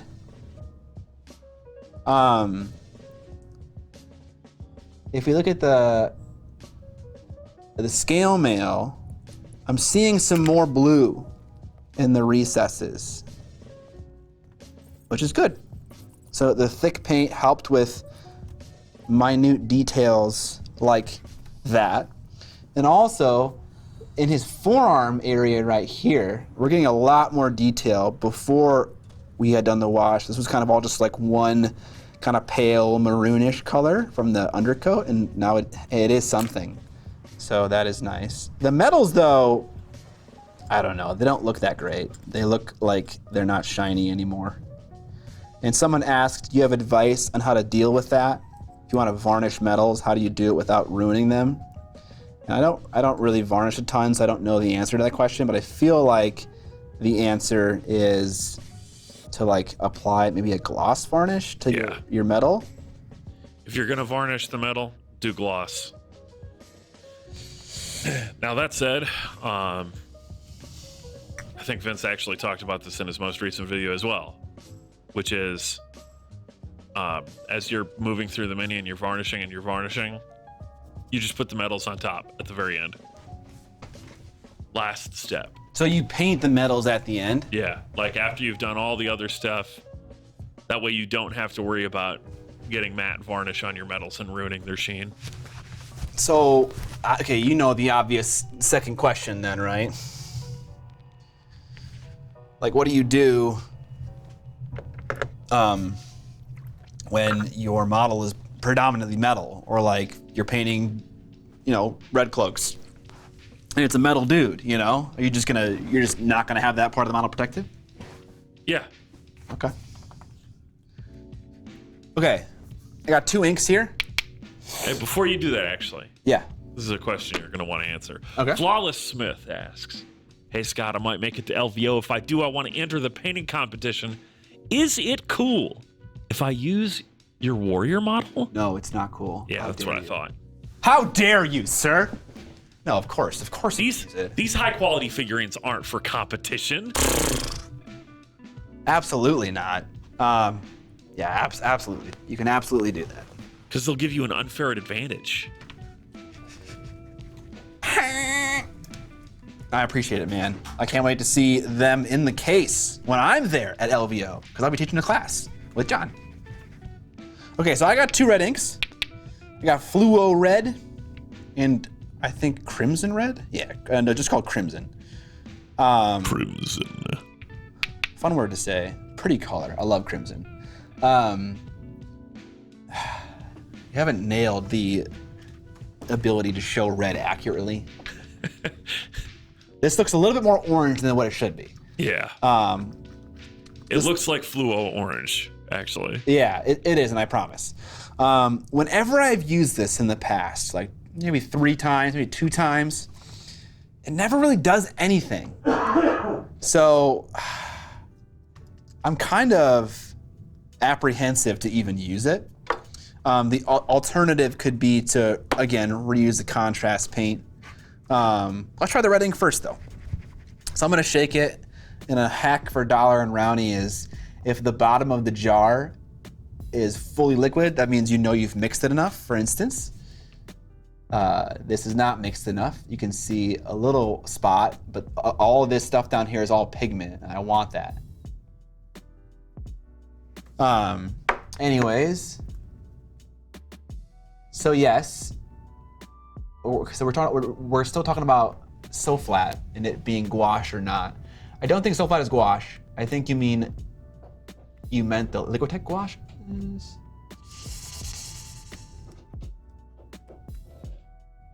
What countries and cities would you like to visit?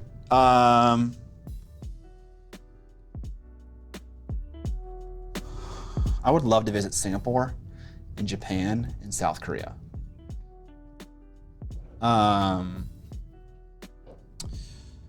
What else? I've never been to Germany. I'd love to be to Germany. I'd love to go to, I want to go to like Croatia, somewhere in Eastern Europe, or Lithuania, or like, you know, Romania. They're all, I know they're beautiful. I want to go somewhere in Eastern Europe. And I would love to go somewhere in South America. Holy shit, I'd love to, and Brazil. I'd love to eat just all the red meat in those places. Most reasons I have for wanting to go anywhere is they're all culinary reasons. I want to eat stuff. Yeah, Scott's a bit of a food tourist. Absolutely. Scott does travel pretty regularly. Yeah, I do one trip a year. One what's the word? International trip a year. And one national trip a year is how I like to do it. I hear Prague is great. Heck yeah. I've been to Italy. I've been to a couple places in Italy. I've been to Tuscany, Rome, and Naples. And my God, it was amazing. Okay. For a second, I thought you were going the other direction. Oh, my God. It was the worst. It fucking blew. Argentina has amazing foods and sights. I bet. Japan has wonderful food. I believe it. I have a newfound love for sushi. For the longest time, I have not liked sushi because of my allergy to mollusks. I'm not allergic to shrimp, but I'm allergic to clams, scallops, squids, octopi, and then something else. I can't remember all of them. Allergic to clams, much to his wife's disappointment. But yeah, I can never eat it, so I kind of just have written off sushi. But if I'm just careful and I don't eat the wrong stuff, I fucking love sushi. So yeah, I would love to go to Japan, get some delicious sushi that I've heard knocks the socks off typical stuff you might find outside of Japan. Dude, well, you can get illegal sushi in Japan. Illegal? Someone also said Hawaii. I've been to Hawaii, and my God. Hawaii is pretty sweet. Hawaii is so fucking good, dude. Aside from the island tax. Aside from the what? The island what? Island tax. The island tax? I mean, like, island tax refers to, like, how expensive regular stuff gets. Okay. When you live somewhere where everything has to be shipped in. You know, it's like, oh yeah, the inflation index tracks a gallon of milk as being $3.60 or whatever, and then it's like, right. And in Hawaii, it's $7. Right. The same thing happened in Iceland when I was there. Yeah. Everything was, my God, we went to a nice restaurant and I got like a 12-ounce steak, and like it was the most expensive steak I've ever bought in my life, and it wasn't super amazing. Feels a little bit bad. Iceland's only real domestic meat production is a limited amount of poultry and sheep. So if you like those things, it's cheap and good. Yes. If you want to eat beef, you're paying. I went to Iceland before the economic crash, and my God, it was the most expensive place I've ever been. Really? Oh, dude. Like a street vendor hot dog was $18. Dude. Anyone got any love for gas station hot dogs in Iceland? Yes. Dude, they're so good. That's because they're mostly lamb. That's Is that why? Yeah. That's okay. The cheap meat. And so it's like the local Icelandic hot dogs are like these delicious lamb mix abominations as far as, you know, like an American hot dog connoisseur is concerned. Oh my God. So good. I went to Reykjavik twice, and By far, the best stuff was like the mystery sausages and stuff, where it's like, I can't read this, but I'm sure it's good. Someone says, so like a gyro, it sounds like it. Yeah, kind of. A gyro's got specific seasonings in it and stuff to make it taste that way. So if you took a gyro and then you mixed in like hot dog meat type seasoning, this is where you land, and they're great. And I really need to go back there. My buddy Sindri moved back, so now I have a excuse to visit again. Nice.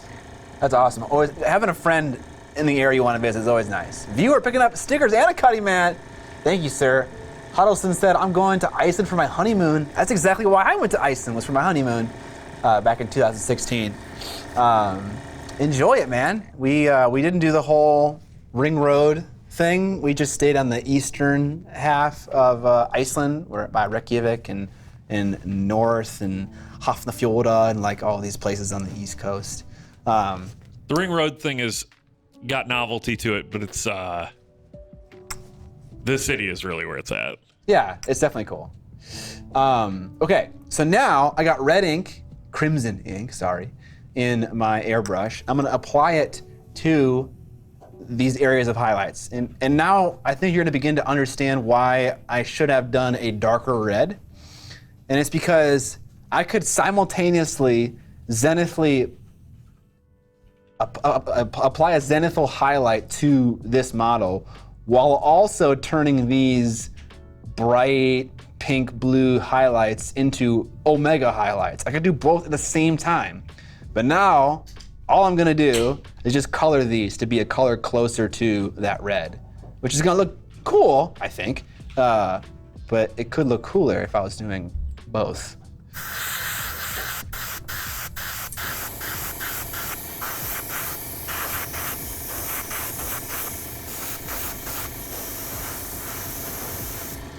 I applied too much. The pressure is too high. You mean because we're streaming? Yes.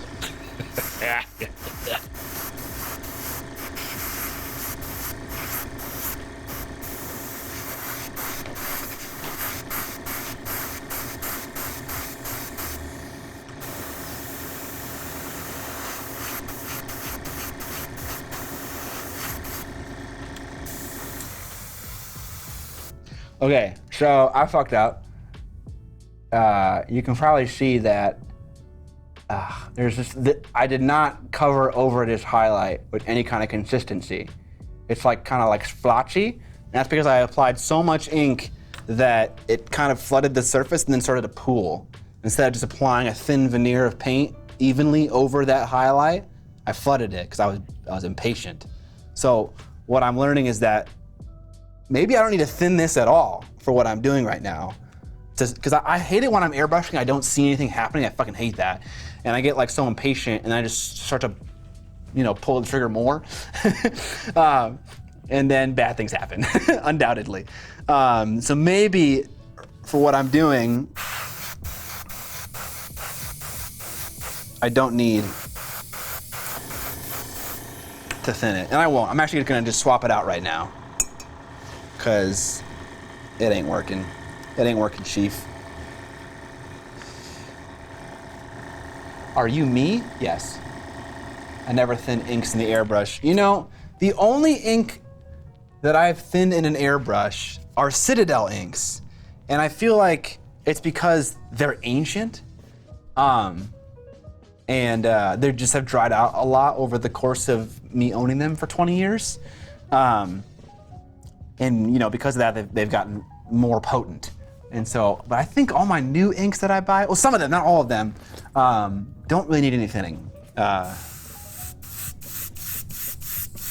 right.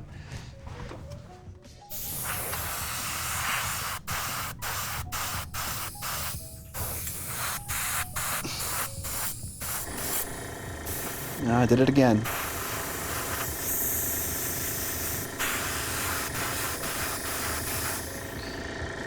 Okay, that, my friends, was a total failure. Catastrophic, even. It's not catastrophic, Scott. Well, it just didn't work. Sure. I mean, it's catastrophic in that nothing valuable happened. Well, no, that's not true. You learned. Sure. Yes, I learned. Also, I will say that it's too pink. So maybe we need more. Okay. I really can't see if anything's happening, and it's tilting the shit out of me. I think you've kind of fully saturated the surface with that color at this point. I'm just trying to like not make it be pink, and it is pink, and I don't like it. Okay, that wasn't good. That's fine. Let's try it again. Let's try it with a contrast paint now. We'll just try it with the same contrast paint that we already used on this model over here. Blend just red. Get learned. Definitely. No more learning! Yeah, we called it earlier where we said no more learning. And now we've learned more, and it's regretful.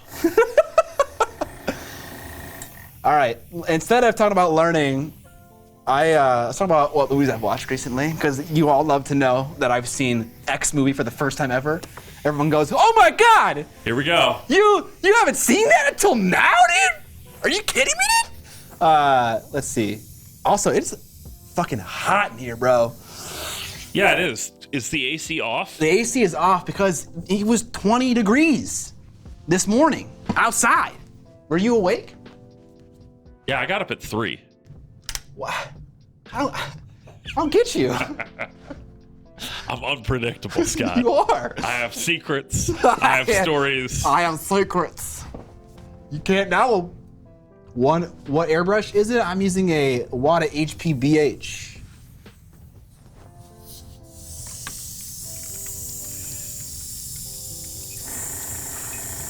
Yeah, we did get a little bit of snow. What was that, on Thursday last week? Yeah, dude. It didn't last long. It was fine. It's fine. It's Fine. It's fine. We're all fine here. It's not winter yet. We're okay. It's fine.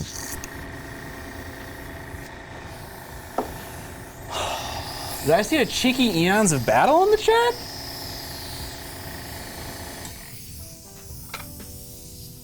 It snowed in Kentucky today. That's BS. This is BS, man. Oh yeah, I didn't say what movie I've seen. Shit, I can't think of the name of it. I watched Luckiest Girl Alive, which is a new one. That's not special though. No. That was an interesting. That was a good story. I like that one. She.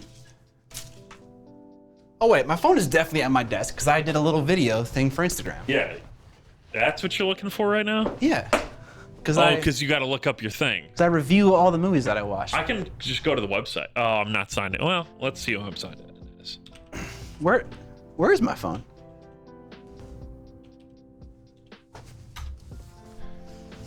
It was an 80s horror thriller movie. Halloween. No, where Nightmare on Elm Street. Where there was a thing called Society. It was called Society. Society. You ever seen Oh, Society? there was a thing called Society. Have you seen Society? No. Dude, I highly recommend it. Wouldn't watch it with your parents. It gets a little sexual. But really cool story and really cool practical effects.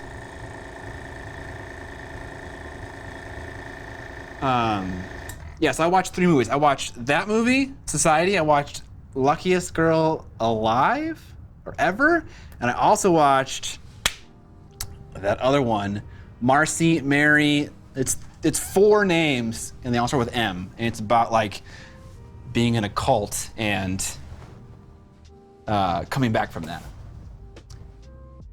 Hellraiser 1 and 2 are both on Amazon Prime right now. Classics. Eon's Battle, I gotta be honest with you, man. I watched the original Hellraiser. That movie sucks. That movie was fucking bad. A lot of classics aren't that good. A lot of classics are, though, so. Have I seen Funny Games? Yes. I've seen the original one, the German one. I haven't seen the new one, though. I've seen both. Midsummer was pretty good. Fuck you, it's great. I love that, dude. I love that so much. Eon's Battle is just mad because secretly he wants to be Pinhead. Yeah. Also, I mean, Jay likes, like, I don't know if he likes Jar Jar Binks or if he just likes. What? I don't think he likes Jar Jar Binks. I don't want to misquote him, but he does like Gungans. Jay? There, okay, yeah. Defend yourself. Jay, yes. What the fuck? Also, Guy Man Hip resubscribing with Prime for the third month in a row. Thank you, Guy Man Hip. Hack the planet? Why? What is happening here? I like Gungans, not Jar Jar. Okay, it's slightly better. It's really not. That's really not. Now, Hack the Planet I'm on board with because Hackers is a tremendous film.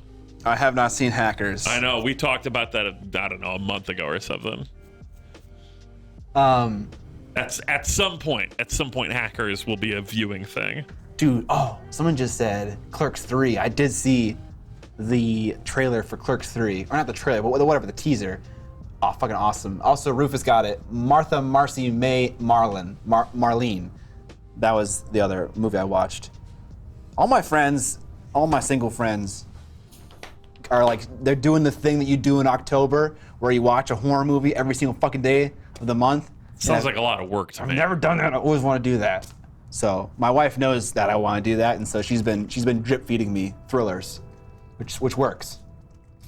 Watch my video where I paint an entire Gungan army. It will change your mind.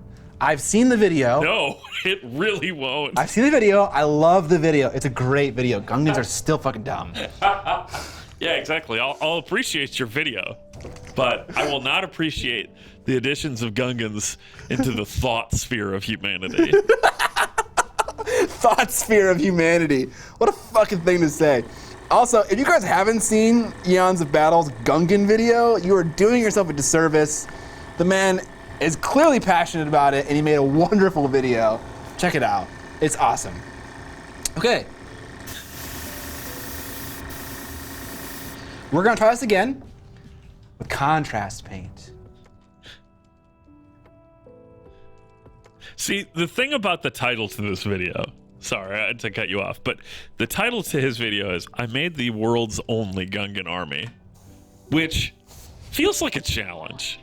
Because if someone else was to make a Gungan army, he would have to change the title of that video. He'd be the world's first, not the world's only. Get on it, chat. I'm not doing it. Gungans are trash.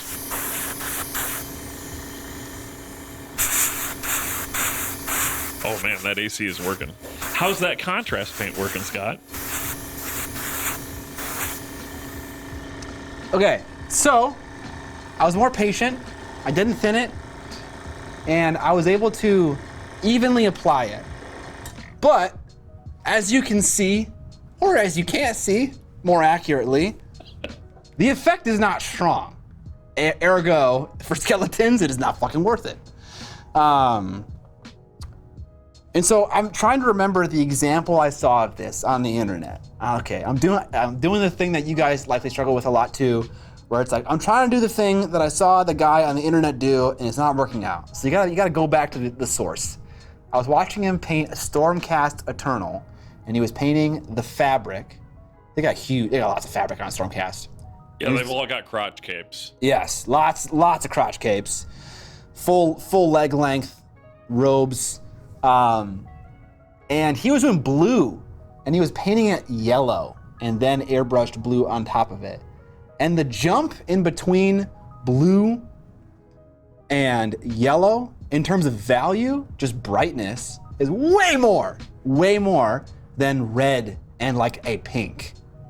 Like there's a jump there, but not enough to read after you apply a layer of transparent paint on top of it. You're using the same the same contrast twice in a row, right? That's true. I feel like if you started with a different, darker color red, and then did the highlight on top of that, and then tried to bring it all together with this contrast red, maybe that would get you to the point that you're looking for. That's true. That's very possible. But I don't know, because I'm just a chair. Do we thank Zilteris? Eon's Battle says, I'm going to watch Phantom Menace and Hellraiser tonight just to spite you. You're in for a terrible evening, and I feel bad for you. You should watch better movies. That's like 5 hours of watch time. There's a lot. Yeah. Actually, no, neither of them is that long. That's like 3.5 hours of watch time. Rufus Kit just nailed it. He said the filter color should be our midtone. That is correct. So when I was doing this, I was like, I shouldn't have base coated this thing my midtone. It should be a darker color. And I think you're bang on. I think that is what needs to happen. Yeah. So that's what I just said too. Excellent. Everyone is drawing the same conclusions. No one is crazy. I love it. Well. So the question is, what?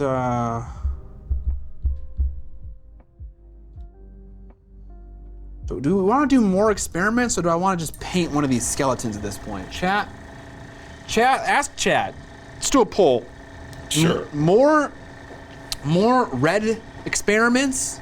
That's what it's gonna be. It's gonna be more red experiments, or just finish one of these skellies. What do you want? I don't really care. I'm game for either. I was gonna say you can't say that about me because you haven't met me, but you have.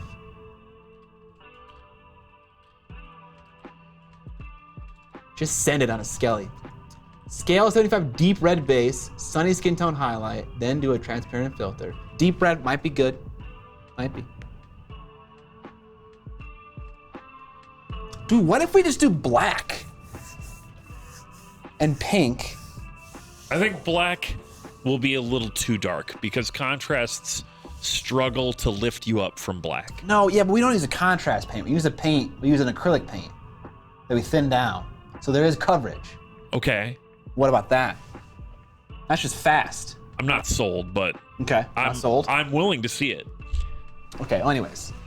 We'll throw the poll out and we'll see. This is gonna be a lightning poll. We're doing 3 minutes. 3 minutes! That's all you got, chat. Let me know. Service error, okay, but why? I just did this with my finger to push up my glasses that are not there. Good job, Scott.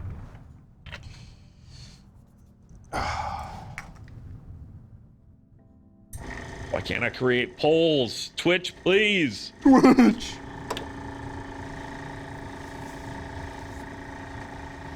I don't know if I can send it on one of these skellies because there's like an oil wash on it.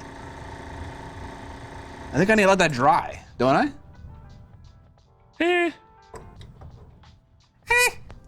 I think I do. Try it from here. On the red. Try this. Dark blue, reverse zenithal, magenta zenithal, then thinned red contrast brushed over it. That's kind of what I already did. I just did the reverse of it. I did a navy blue base coat. I actually applied this heavily over black. And then I applied this as a zenithal highlight over that. And then I washed it with fleshed hair red, not this one, but one of these. So I kind of did that already. I can't have a poll option that says "shut up" in it. That's abusive. Twitch, please. Also, Noxgeek, I don't know if magenta is a bright enough color to really let contrast paint do its thing. You know what I'm saying? You know what I'm saying, dude?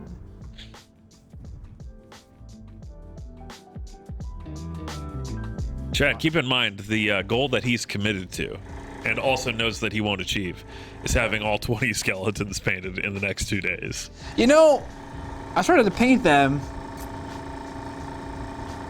during I had like a Patreon hangout thing over the weekend, and I started to paint them during that time, and I was like, this is fast. This is easy. And it kind of is. They're not actually that detailed. So maybe, after I figure out how I want to fucking paint them, maybe dilute contrast with medium so it's not so powerful. I don't know if that's the problem. The hardest step is the first mini of the flock, or the first 20, I guess. We'll see.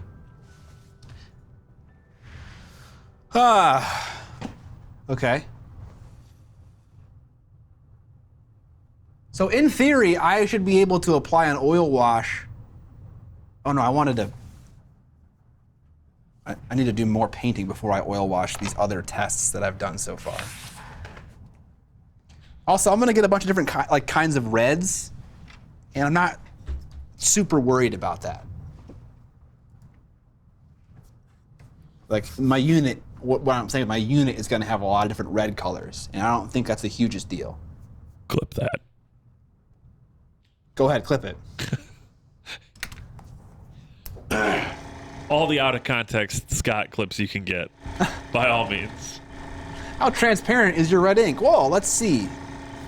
Because on artist products, they have a rating for transparency.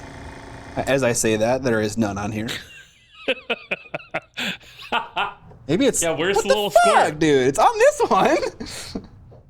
It's on this one, but not the other one. Have you been robbed of your transparency adjustment? I have.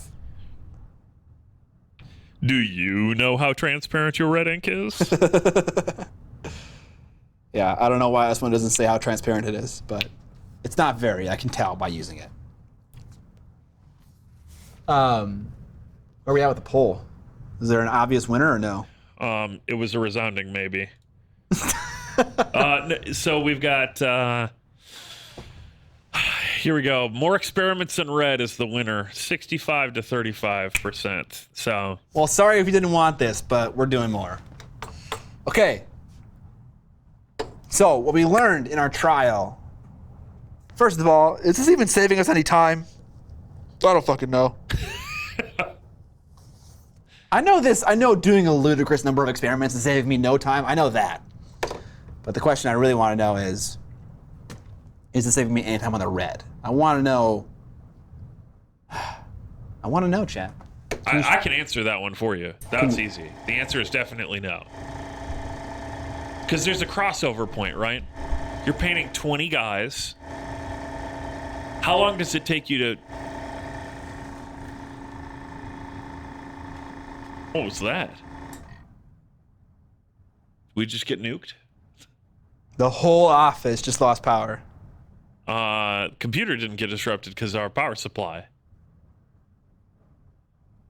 Yeah, it didn't look like the cameras actually dropped. We didn't lose internet? I don't know. No. Chad, maybe? do you see and hear us right now? Yeah, we're still live. It's just a real big surge. Okay, that's cool. Anyway, what was I saying? I don't know. Oh yeah, the crossover point on your paints. So like how long does it take you to paint one of those red skirts the traditional Scott way? You think? Oh God, so fucking long. I think probably 30 minutes. Yeah. Something like that. Maybe. If you save 5 minutes a model, maybe let's go wild. 10 minutes a model. Whoa, we're going wild. That's pretty wild. But that means that you have so 20, that's 200 minutes, so about 3 hours of experimentation.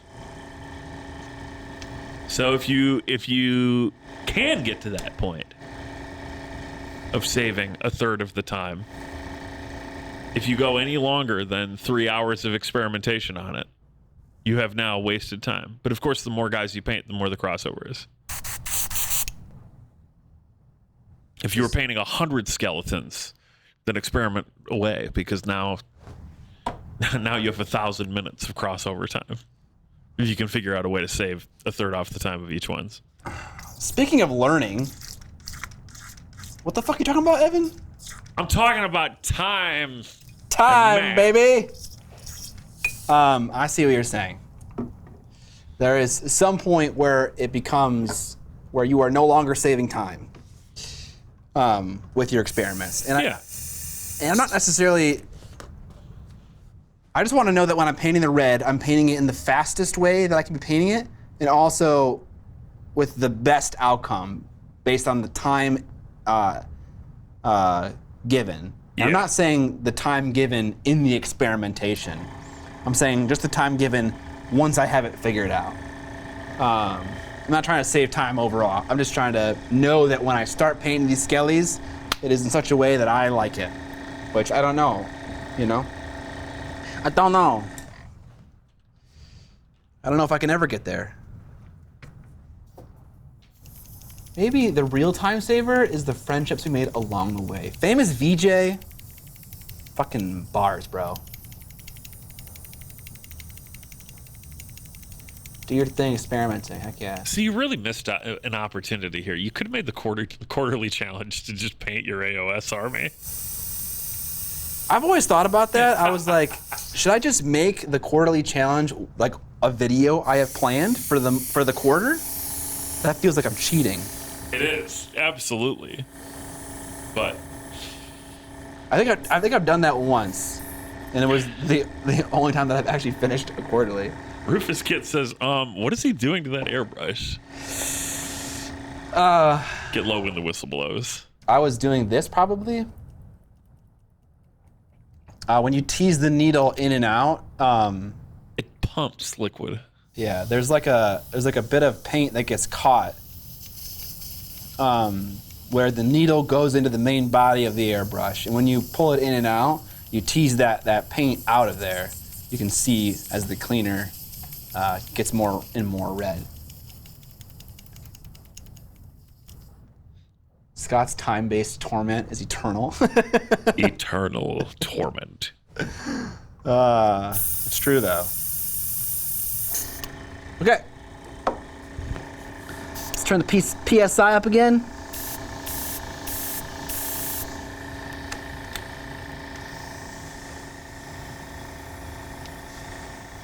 Let's prime another boner boy.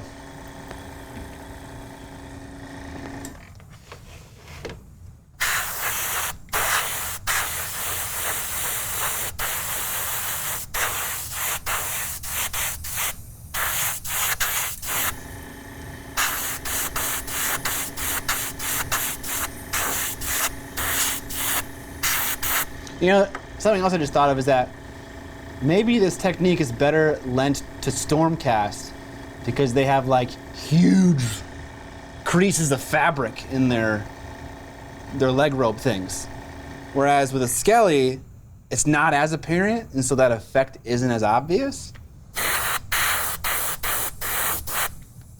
It's really important when you like try to take a thing you learn on the internet and you apply it to something that you're doing, that after you've made all your changes, it still makes sense for what you're doing, I guess. Because maybe it doesn't make sense.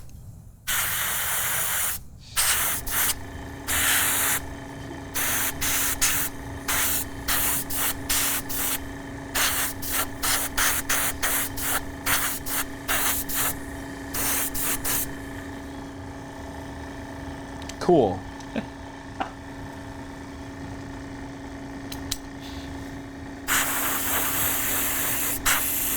While I got primer out, I'm just gonna do a couple. There's no reason not to just prime them all. Maybe.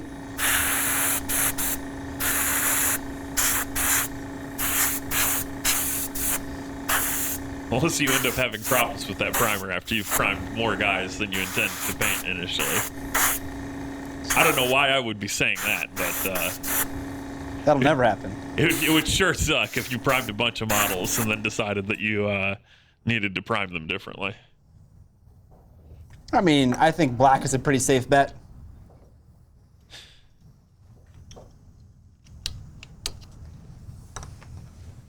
Wear a respirator. You know, you're probably right. I will. Now that all the airbrushing is done. Oh, it's not done.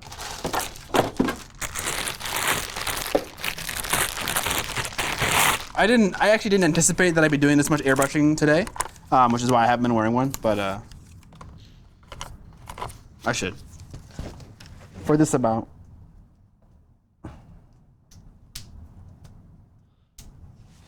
All right, chat.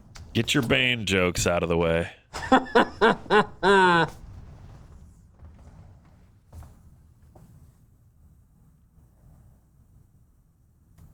There is no perfect primer. GOF cartographer.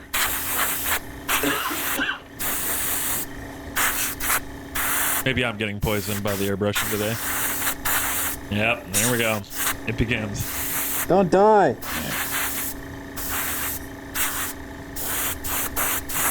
No one cared who I was until I put on the mask.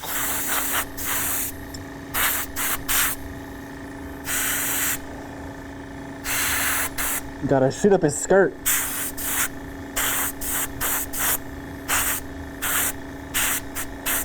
I just picked up a bottle of Vallejo primer and Army Painter airbrush primer.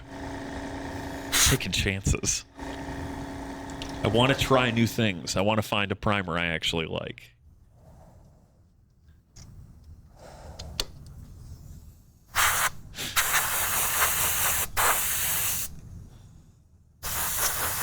Okay.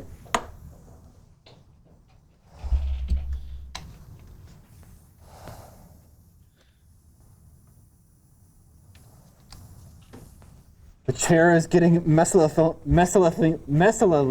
Oh my god. Mesothelioma. Mesothelioma. A tumor of the tissue that lines the lungs, stomach, heart, and other organs.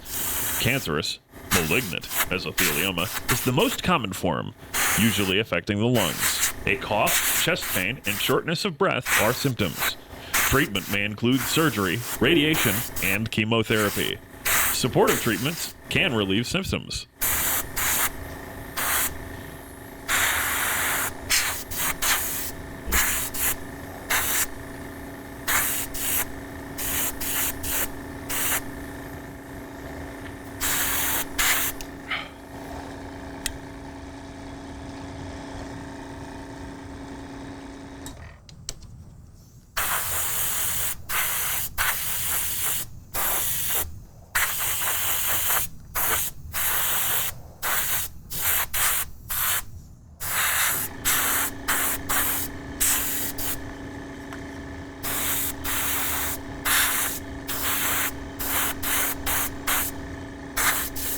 Chad, how are you doing?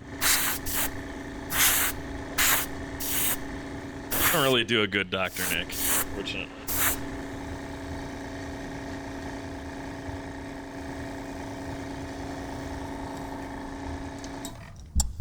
One more. One more. Thank you, Dr. Nick. Yeah, I was reading all of the basic description of mesothelioma. Oh, okay. Yeah. Hi, everybody. Yeah, it's not great. It's like a 5 out of 10. It's your window to weight gain.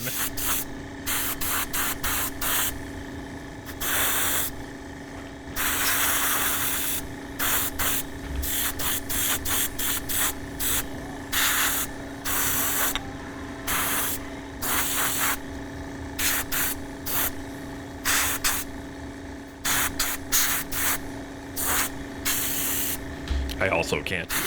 I'm not even gonna try that.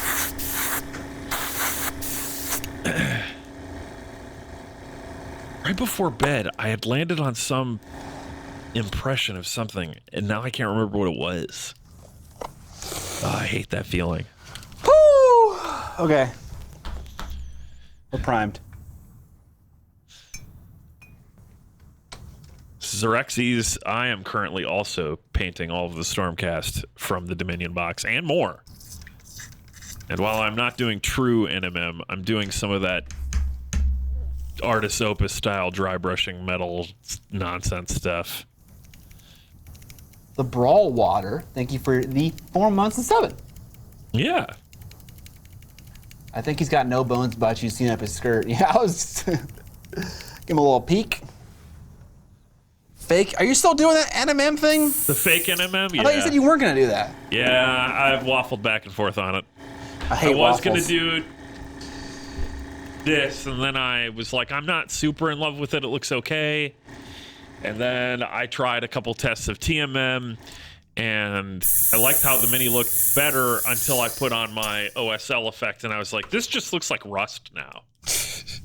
Because it no longer had that same amount of like pop on the edges. Okay. And I was just like, that great. Now orange light reads as rust. So I went back. I also have struggled in my experimentation, Scott.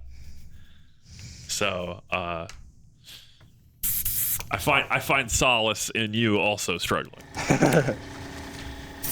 The biggest struggle by far hasn't been the scheme; it's been the primer problems. Yeah. Which just have not let up. Last night at paint night, I was taking Reaper brush on primer and touching up corners and edges all over my models as I worked to just put primer in places. Rip. Yeah, I'm still going to Helden Hammer. No, I'm not bitching out and taking a better Storm Host. Because they're on brand. They're cool. They're black. Shout out to a viewer for buying a Paint Golem t-shirt. Did Scott just pour the contents of the airbrush down his back while taking off his mask? Yes. My back is now black. Okay. Here is what I'm thinking for trial number 1, 2, 3, 4, 5. What if we apply... That's not a focus. Can this be center? Or am I fucking up? I can make that center. Sure, hang on. Oh, ooh, moved the wrong thing. You know what happened? I know what happened. All right, this is gonna fuck you up temporarily. Oh, When the camera all turned off because it's not a focus by wire lens, it got out of focus. My idea is we're going to heavily zenithally apply a navy blue highlight, and then I'm gonna do my brush thing with the yellow highlights, and then I'm gonna apply a red midtone thinly over top of it, and hopefully that works. And then the oil wash over everything, and then no more red stuff. I think that's good. no more red stuff. No more. All right.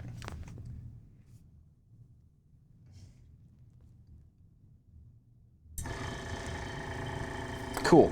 Let's try that. Man, we got to get you a new quick disconnect. Disconnect. Yeah, it's a cheap one. Yeah.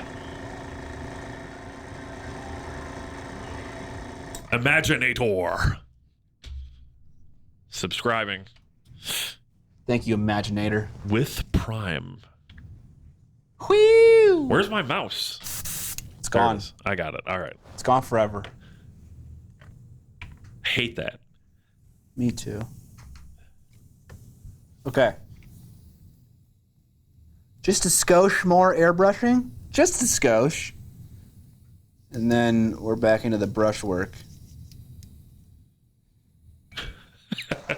The Brawl Water has it right. $6,000 of lights, 25-cent quick disconnects to mess with the sound. We can get a better one. It's fine. It's fine. It's fine. Illusionary Voice continuing the gift sub that they got from Huskotron. Hey! Proof that gift subs work. All right, so while he's wearing the mask, chat, I need your help with my lore for my AOS armor. I have my theme, I have my storm post, I have all that stuff, but I don't have a name for my commander. It's a lady.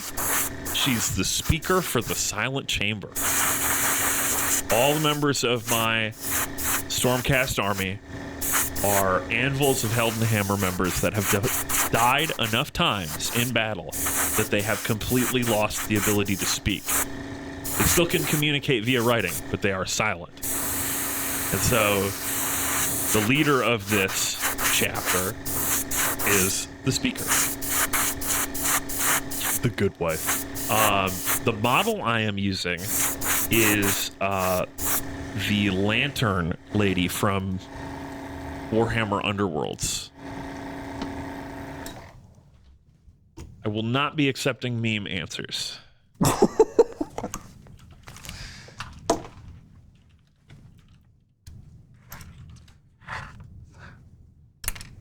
I'm using the Xandria Azurbolt model.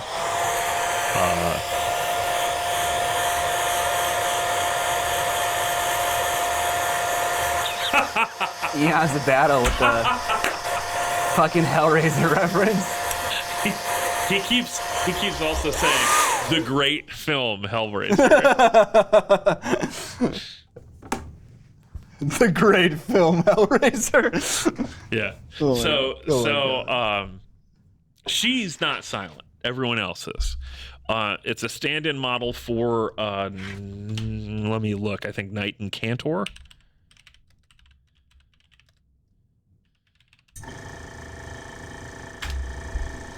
I definitely know about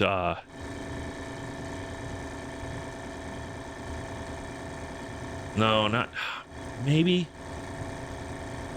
What do I know about Age of Sigmar? Yeah, Knight and Cantor. That's what she's representing, because they're also, because they're silent, of course they're anti-mages. So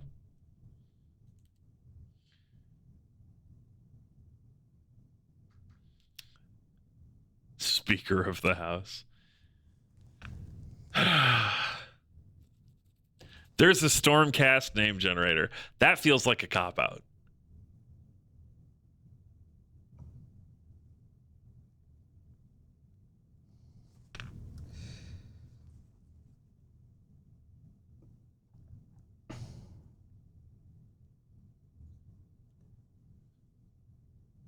Are you jealous of my commander's name? No, because I don't know your commander's name. Damn, dude. My commander's name is Otilia Dragov. Oh, yeah, actually, I did know that. I was lying. And she has a thrall, and she has a castellan, and they all have her last name because she sired them all. And she's missing, looking for a sacred relic, while the two squabble.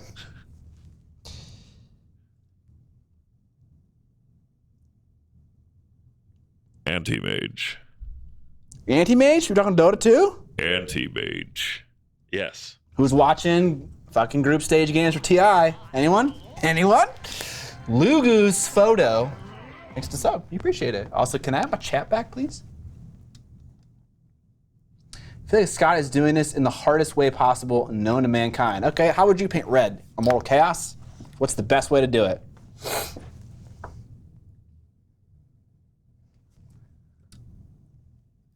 TI seems kind of poop this year. Are you kidding me, bro? EG is fucking slaying, bro. They never slay. I think this is EG's year. Arteezy is gonna finally get a fucking Aegis, bro. NA Dota is as sad as it ever is, dude. Man. Fucking NA Dota.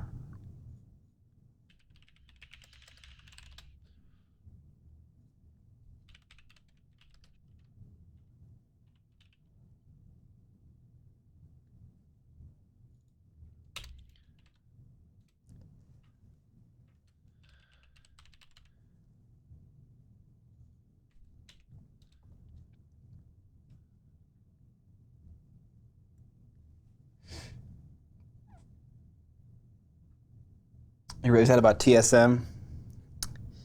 Yeah, I guess I am too. I'm sad about fucking Sonic's not doing well. I'm dying. Don't.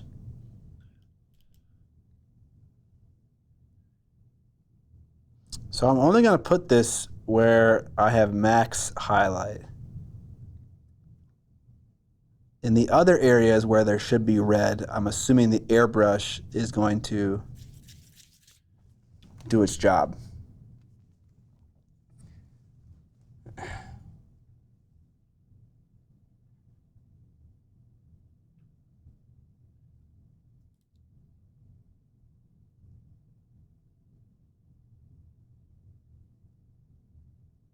That's all just airbrush work though, Immortal Chaos.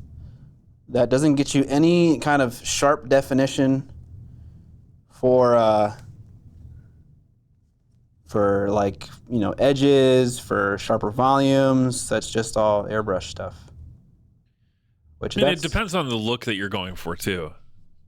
That's true. Some people just want the extra smooth thing throughout.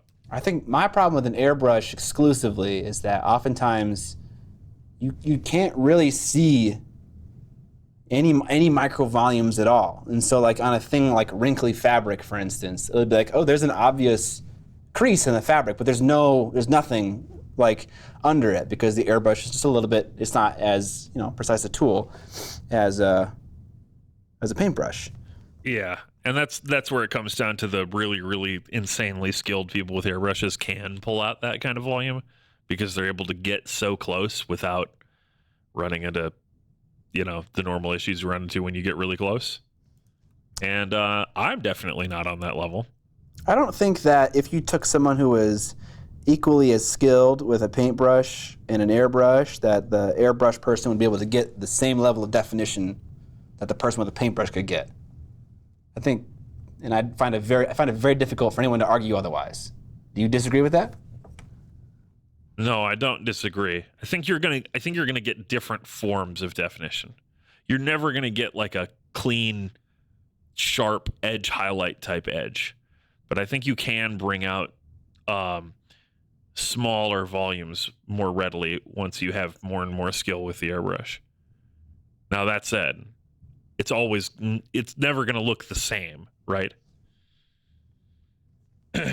I tend to, I don't know what style I like best. I can't remember Lucas's real last name. Lucas, the guy that won the American Nationals for Song of Ice and Fire, who has a beautifully painted Stark Army. His painting style is kind of cartoonish. He really likes moving quickly from one shade to another in a way that you could just never really do with an airbrush either, because it's like explicitly not smooth, but it looks great. So you just kind of have to embrace what works for you. Yeah. I mean, even still, you can follow the same recipe with a brush for highlights and stuff, then put your red over it with glazes. Yeah, I guess you could do that, but I just don't think that'd be any faster than what I'm doing right now. And obviously, what I'm doing right now is challenging. I've never done it before, so it's a new skill to learn. But like, if I was at the same skill level for all of these different like approaches to painting a red fabric, like what would give me the fastest result, And I feel like if I was, maybe, I'm just trying to find out if I were good at this, are there signs of life with this approach? But let's, I think we have time. We'll try your approach too. Let's do them all. So, I have this kind of ugly, and if I ever were to do this for real, I would definitely just prime in a navy blue primer. I would not do black and then blue. That's a waste. We got a blue Zenithal highlight that's applied very heavily, like there's black on the bottom. And then a very bright, messily applied sunny skin tone highlight. And now, I'm gonna take Chimera the red, water it down a little bit more. I'm gonna apply it on top of this. And I'm gonna get, hopefully, some deeper blue, purple tones in the shadows. Some middle red color, kind of like half opacity red over blue, kind of mid-tone. And then a bright highlight over the yellow. Hopefully, we'll see. Off topic, I recently watched Halloween 1978 for the first time. Oh my God, how have you not seen that movie? Sorry, got that out of the way. And now realize how bad the flat cinema lighting has gotten. Anybody else notice this? Yeah. Well, I don't know. It's like, it's always difficult to make that kind of comment about the entirety of cinema. It's like, I'm sure there are movies that still look and have like a very cool, cinematography, good lighting and stuff like that. So, it's kind of hard for me to make a claim like that. Modified slap chop. Sure, you could call it that.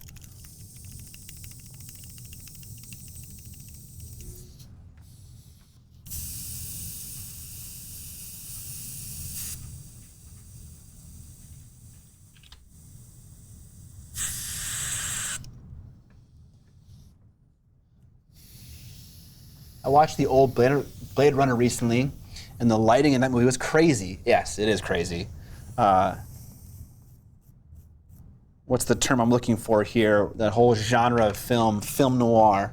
It's inspired a lot by the genre of film noir. It's like my airbrush isn't working. It's like it's not turned on, you dumbass. Wrecked. What do you think of the slap chop drama? Drama? I think I know what you're talking about. Drama alert. And if I know what you're talking about, there isn't much drama.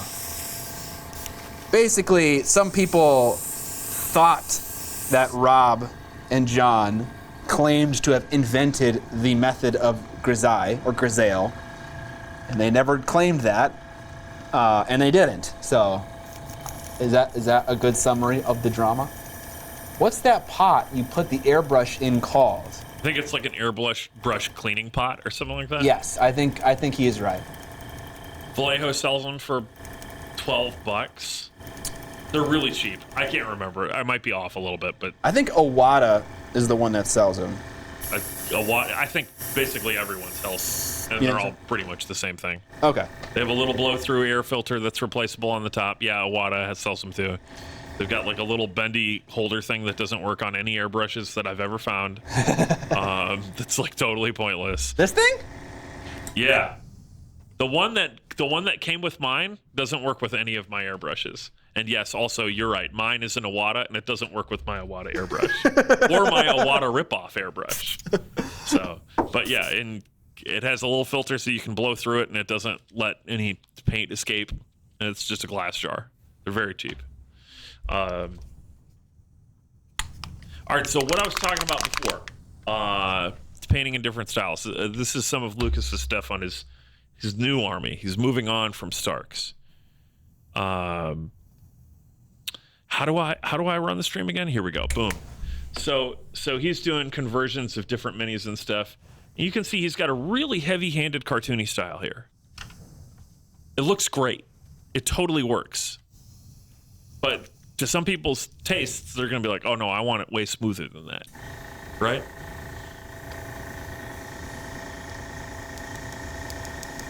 I think the issue I take with his painting is that it's just all very, very light. Not much of it is dark. This one is very bright. I will go back to this so I can next pictures. Okay.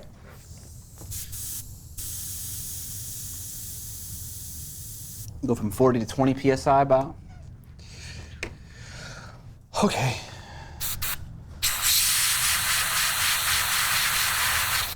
I'm gonna turn it down even more.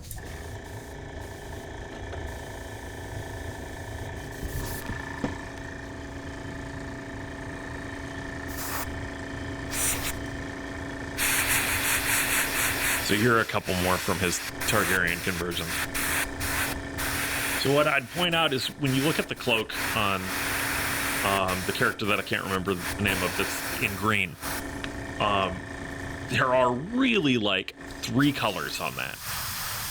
There's a little bit of blending in the midtone, but truthfully, there are darks, there's midtone, and there are light highlights. But it works. It works really well. Yes, these are from a YouTube video because he hasn't posted the pictures to the Discord yet. Come on, Luke. It's high contrast. It totally works for what he's going for. The bases also are just great. Are these gonna blow your mind at a competition? No, but they're painted in a specific style that's very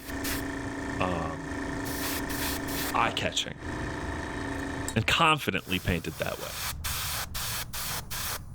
You don't always need smooth blends for your minis to look Excuse really me? good. Are we discussing heresy right now? Yeah, you do not always need smooth blends for your minis to look good. What? In fact, you often don't need blends at all. Excuse me? Yeah. Scott, am I blowing your mind right now? The fuck?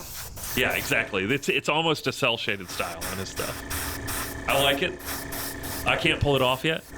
Not reliably, anyway. Big fan. Luke is also a stand-up dude. He won nationals. He got $1,000 of CMON space bucks to get stuff. And what did he get? He got 10 starters and gave them all away to grow his local song scene. So, Okay. Lucas is a champ. indeed.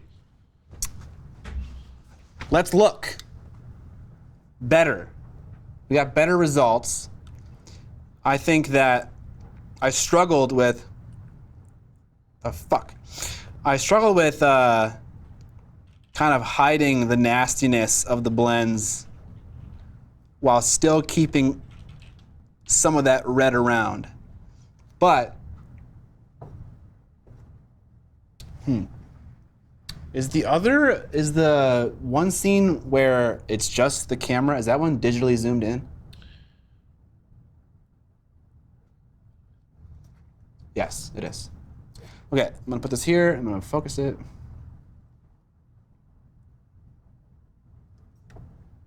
Focusing. Why is Still this- not focused. No, it did not work. There we go. Okay. It definitely looks better than it's showing up on the camera here, but I have a shadow line right there, and I have a shadow line right there. And I have a shadow line right there. I would not get that stark of a result with just an airbrush. Which I guess that is what's going on here. And I think on the front here, it might have worked out even a little bit better. You know, is it worth it? I don't know. Maybe yellow and dark blue is too stark of a example. Rufus, don't tell him that. Even though it's ultimately kind of true. You just slap chopped it. Okay, guys, this way of painting has existed way before that YouTube video came into existence. Are you telling me that there are no new ideas in how traditional art forms actually work, Scott? None.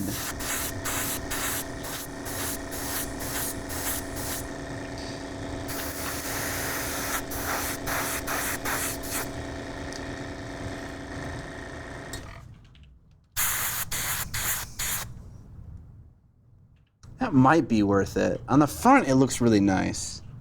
On the back, it doesn't look so nice. Scott, did you invent this painting technique? Yeah, I did. I didn't see it on Instagram like 4 years ago. And I'm now finally getting around to trying it out. Okay, whatever. Chat, you just witnessed the birth of a wholly original thing right now that no one has ever done in any way, shape, or form before. You made that? I made that. Yeah, exactly. I'm just trolling. Yeah, that's cool. You're cool. We're good. New lore just dropped. Scott invented airbrushing. It's true. It's true. Okay, can we highlight Immortal Chaos's comment about how he paints red? Just so that Immortal Chaos. just so that I can see it and then I can follow it. Where's Immortal Chaos? I think it's spelled without an O. I think it's IMMRTAL, Chaos. Oh, the one from before? Yes, it's gonna be far back. This one here. Yes. Okay, I would use a green or dark brown as a zenithal base. Hit up the airbrush to almost white or yellow, depending on if you want orangish red or not. Then tint coat with red ink, thin with a drop or two of varnish, so it sprays like paint. Interesting. The varnish thing is interesting. That part makes a lot of sense to me. Because my Does ink issue not- I've had when I spray inks is that they immediately want to run away. Oh, it's because they're glossy. Yeah, exactly. They're glossy and they're watery and they're designed to be that way because they inks, yo. They Paint inks. paints, they inks. They inks, yo. It would take a while to get that dark to red, well longer than you just did. So when? That's kind of what I'm feeling at the moment. But I might have been a little too aggressive with how much of that blue I covered up. You know, we're getting some on the underside of his bum and some at the bottom of the tassels down here. But I think this technique probably would benefit, and most things would benefit, from just a more skilled airbrusher than myself. But you know, that's where I'm at.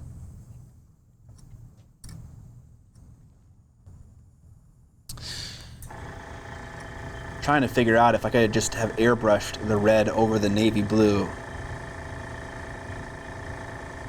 and if that would just be good enough. And then like did a varnish, an oil wash. Sorry, did an oil wash, and then like maybe a couple like scant highlights. But does that get me to the same place? Well, all this experimentation will definitely land you in the same place of, gee whiz, I still have 18 models to paint. It's okay. This is the painting process. It is. And it's also, you know, as much as I'm giving you shit, it's also going forward. You're doing experiments now that will improve your painting forever. Forever. Forever. And it's the best to be able to speak from experience, you know? Well. It's better than not. Well. Hold on. What are you saying right now? You trolling? No, it's just in the context of miniature painting, that's true. In the context of all life experiences, it's probably not true. Okay. You know, I've broken my neck. I can tell you it's a bad idea from experience, but I could have told you just as credibly before I broke my neck that it was not a positive experience. And I think everyone would be on board with that. Is this gonna make my mic sound terrible if I do this? Let's find out. Check 1, 2. Does my mic sound terrible, chat? That sounds fine. I mean, it's a little worse, but... Okay, so Immortal Chaos is one of the viewers, his approach to painting red, I think is a fairly standard approach to painting most things. You just create a gradient with an airbrush, effectively. So I guess let's do that. I tore my ACL and it wasn't that bad. I had fun while doing it and it didn't hurt at all. Get fucked, Evan. Welcome to the internet where you think you can make a claim that is irrefutable to only be refuted immediately. Yeah, except he's clearly being sarcastic. It didn't hurt at all. Tearing my ACL didn't hurt at all. 10 out of 10 would recommend. My entire ass. 100% of it. I'm 100% serious. I had absolutely no pain. Talk about having pressure on me now. I'll tell you what, Hud. I'm going to give you some pain. I'm going to spot weld your lip. Apply my boot to your head.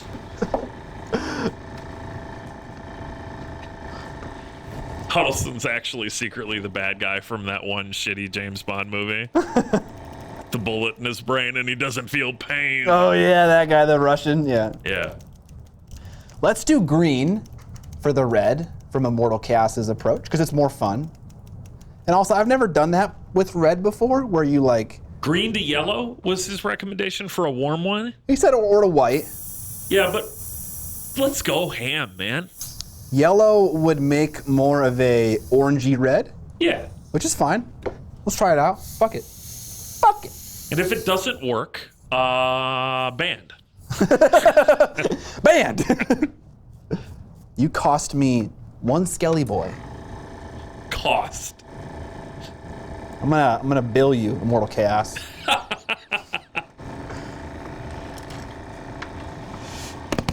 All right. The question, chat, is what green to use. I think this green is supposed to be a shadow. A shadow. So it should be darker. A forest green. Yes. But maybe it should be slightly desaturated. Yeah, maybe. Let's get crazy. We're gonna do one of those. Okay, we're good. I don't have a ton of... Oh, no, I should have dark green. What the fuck? Dark Angel's green is pretty dark. I could mix the color if I wanted to. I always do that. Yeah, unfortunately, I don't have any control over the focus of this camera. What's wrong with the camera? It ain't in focus. Where's focus? I think its focus I is... put it on the paint rack. Nah, it doesn't even seem Oh, like... because we lost power. Yeah, we got jolted. There you go. There we go. Sorry, chat. Keep forgetting about the loss of power.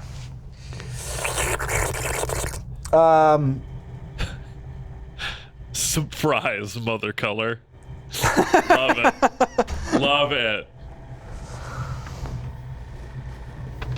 I'll just use this one. All right. Here is what we gonna do.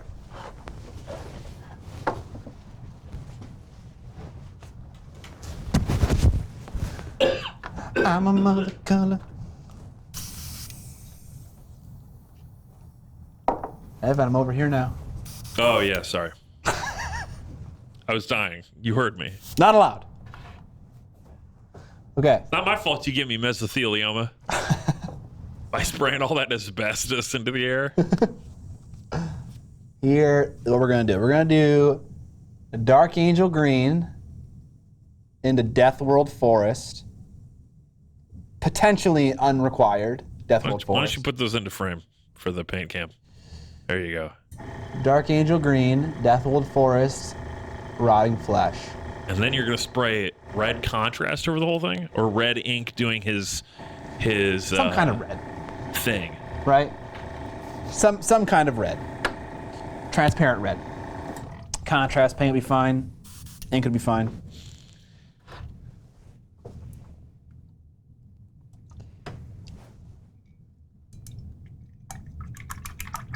You might want to buy him a respirator to avoid any future work comp suits.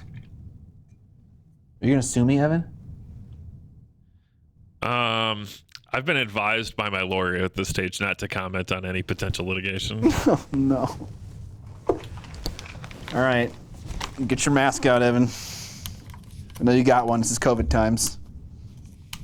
Masks are on. All right.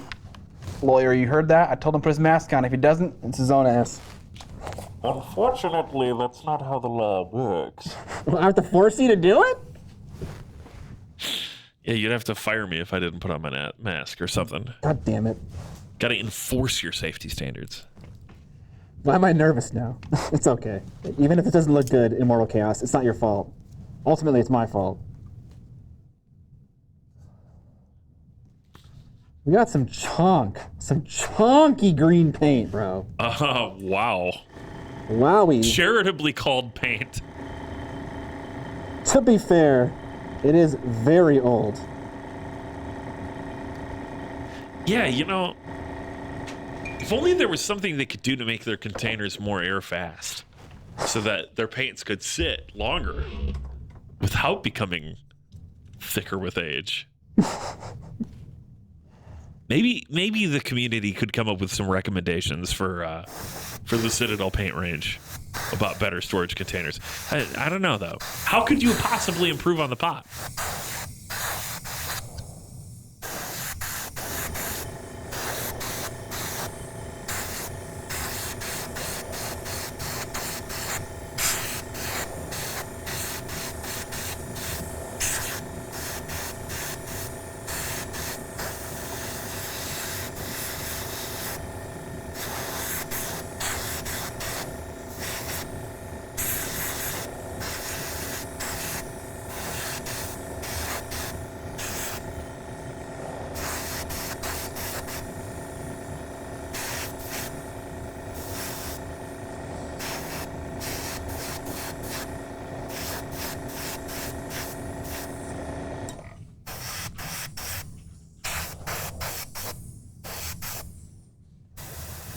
Okay. We got Dark Angels green. Base coat. See, what you should do is you should post to Instagram a picture of that many right now and saying, saying something like, "Man, I can't wait for all of my guys to be in red," or working on the reds for my skeleton army, and then watch the thousands of comments of, "Scott, are you colorblind? do you know that that's green, Scott?"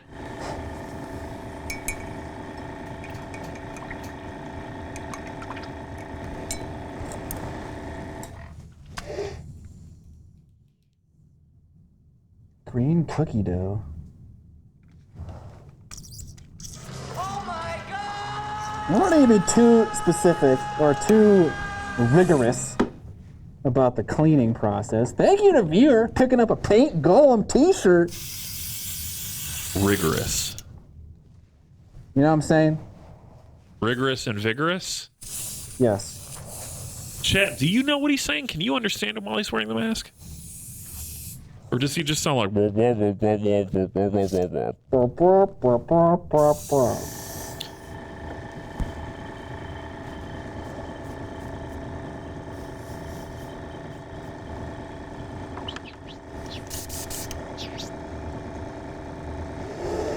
Okay, now time for the Death World Forest.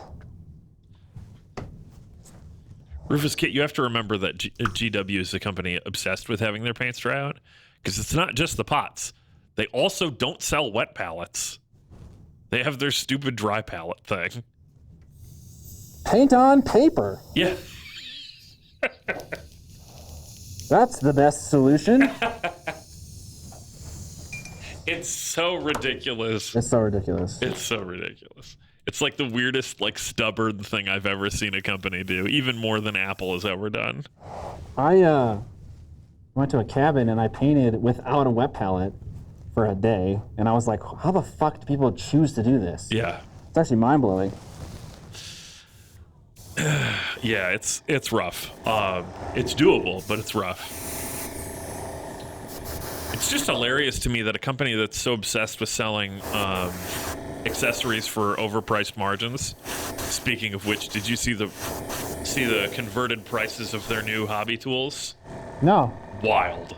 What do you mean converted? So, like, right now the prices are just in pounds. Last I saw, I should check again, but it was like their clippers are the equivalent of like $52 or something. What? That's exactly what I said. Actually? Yeah. Let me double check. I don't want to disparage anything unfairly, but let's look here.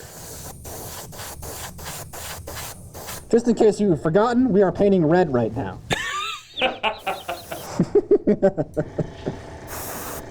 The pound has taken a hit.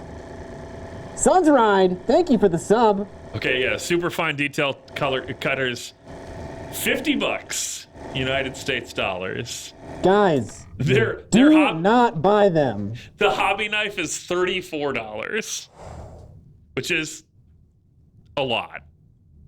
I mean, like, I'm not against paying for things that are, like, expensive and worth the price. Like, debatably, God hands, the classic clippers that everyone uses, are, like, worth it for, like, the same price. They're like $50 or whatever they are. Less. They're less. Oh my God! GW charges more than God hands? God hands. Let me go on Amazon. I think they're like 40. If you're gonna buy a GW clipper, just buy God hands, guys. Yeah, God hand blade, 1 nipper GHPN 120, $37. In fucking sane. Their SPN 120 is 60 right now, but I have seen it for less. I think it's inflated right now. Tamiya cutters, which are like the workhorse standard in the hobby world, in my opinion. Tamiyas are very good. $25. You can get 2 pairs of cutters for the same price as the GW ones. I'm sorry. They're solid. They're very good. Yeah. They're very, very good. You can get cheaper for, good ones as well. I know, but like Tamiya is widely available. They might have it at your local hobby shop. Even if they aren't like big into miniature stuff, any type of modeling people like Tamiya products, right? This is gonna be something that's available local to you if you don't want to buy on Amazon or whatever, and they cost like 25 or $30. I have no idea why anyone would buy the GW one unless they're basically unaware that there are other market options. Insane, Micro bro. marks. One of the guys in my painting group really likes those.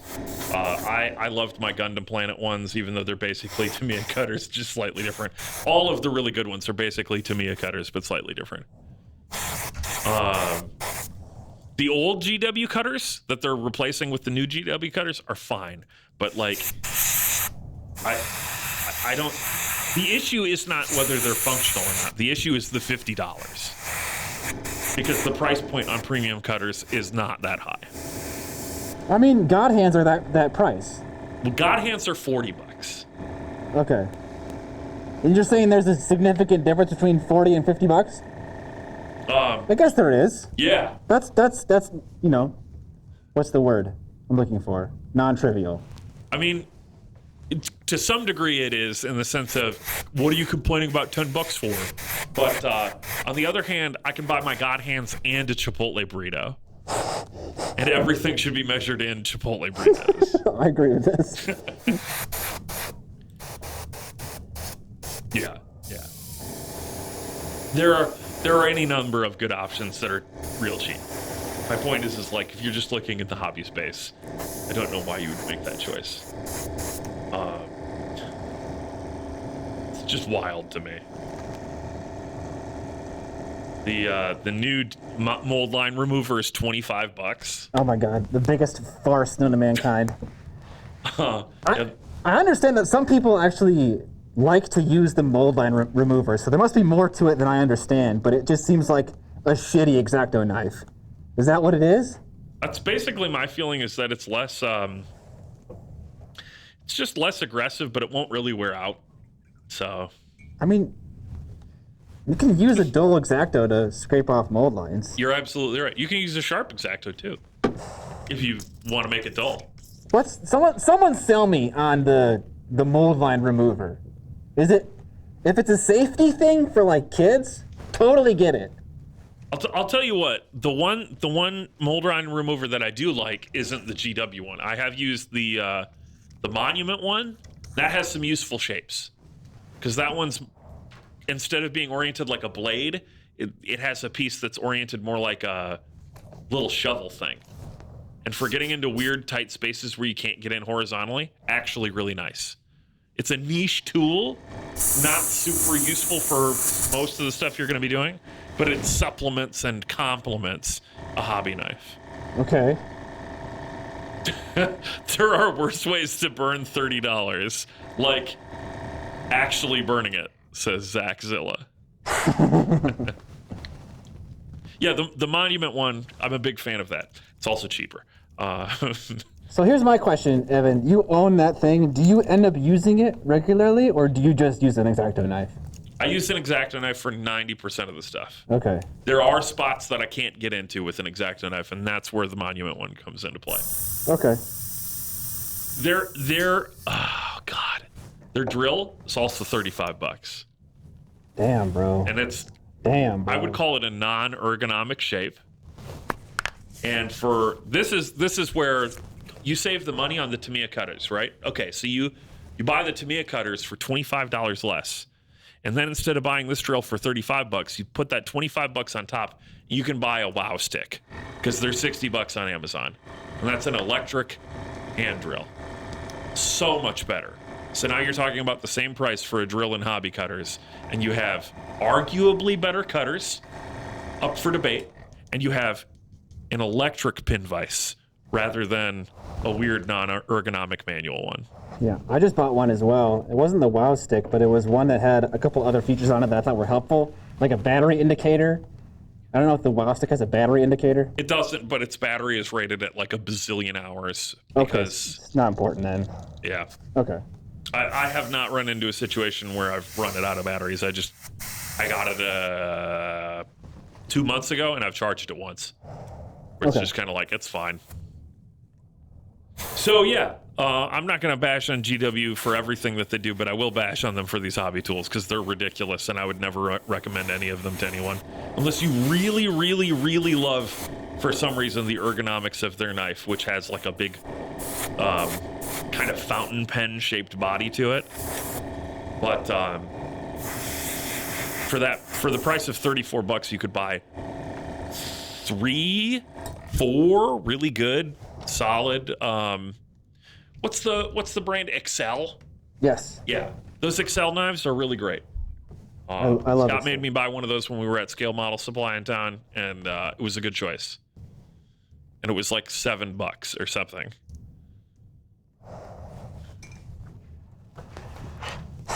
I will say that I recently I was like, what's wrong with clippers in the hobby world? And I was like, I would love it if they were just longer and thinner. And I found out that has a name, and they're called shear cutters. Yep. But like not like the big ones, the small ones. Maybe micro shear cutters. And I found that Xuron and a couple other brands, they make these ones. They make shear cutters. And then GW came out with their new tools, and I was like, holy fuck, look at that. They're doing more of a shear cutter type design with plastic handles and probably a shitty spring. And charging $40! $50, Scott. $50! Yeah. Fucking A. Yeah, I recently bought my first set of God hands. I like them. I think you're fine with the Tamiyas, honestly. The God hands are sort of a luxury. And for most of the stuff that we do, painting things like this, I feel like the God hands are more valuable on really big flat surfaces.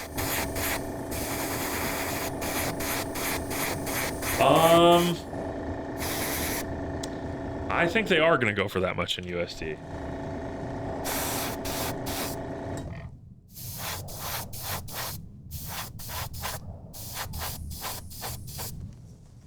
Okay, I don't know how intense to go with this cream green color.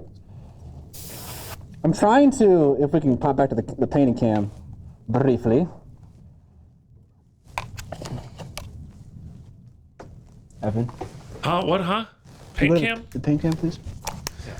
I don't know how intense to go with the cream color. So I focused it right there next to his hip, but not much down here, because we want to see a gradient, at least of some kind. And then obviously on the head and shoulders, I went crazy up there, and then I went crazy like by his hip again. But then like down here and down there, I didn't really do anything. Immortal Chaos says, the brighter, the more it'll appear. And you are definitely right.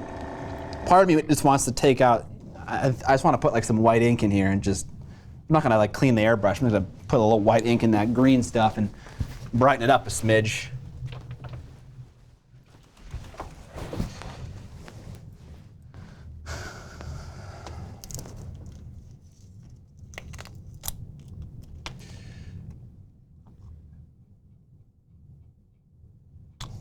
I'm also not gonna put any more thinner in, which will then also give me some more opacity.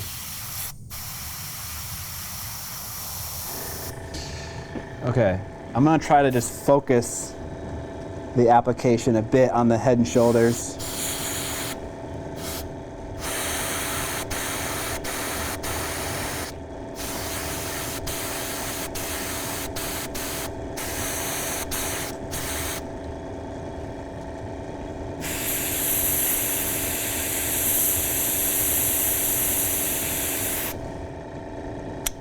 Oh, come back here.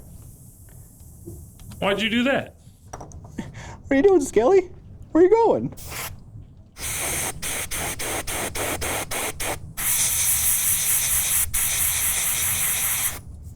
Just a skosh right there at the top.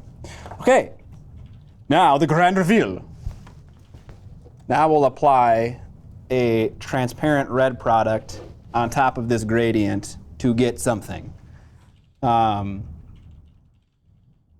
The question is which transparent product to use. And I think I'm gonna use red ink. And I'm gonna put AK Ultra Matte varnish in it.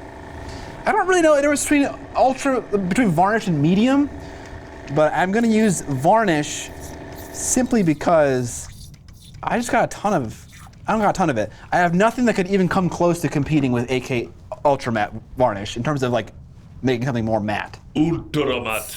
It is truly ultra matte.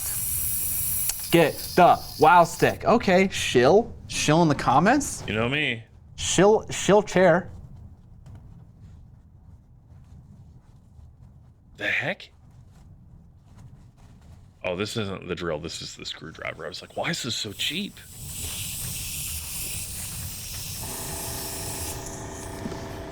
Yeah. Okay. I might also still have a red ink from Citadel, which. Hang on, I gotta send this with your link to it. Oh, do you know how to do that? No. Oh, okay. I can show you after the stream. Doesn't matter now. Okay, we got red clear. We do have red ink. Okay, let's use red ink from GW because that sounds fun. Also, the Ultra Matte varnish. Oh. Screwdriver wow stick is $40 on AliExpress. It's cheaper on Amazon. In Sweden, GW's cutters cost $32.47 though? Question mark? I'm guessing that's euro? It certainly isn't kroner. Okay. Oh, this is magenta. Okay, that would be a terrible mistake. Oh, Amazon Associates site stripe. Red ink. All right, here we go. Look at this baby. Yeah, I think this is how I do it, right?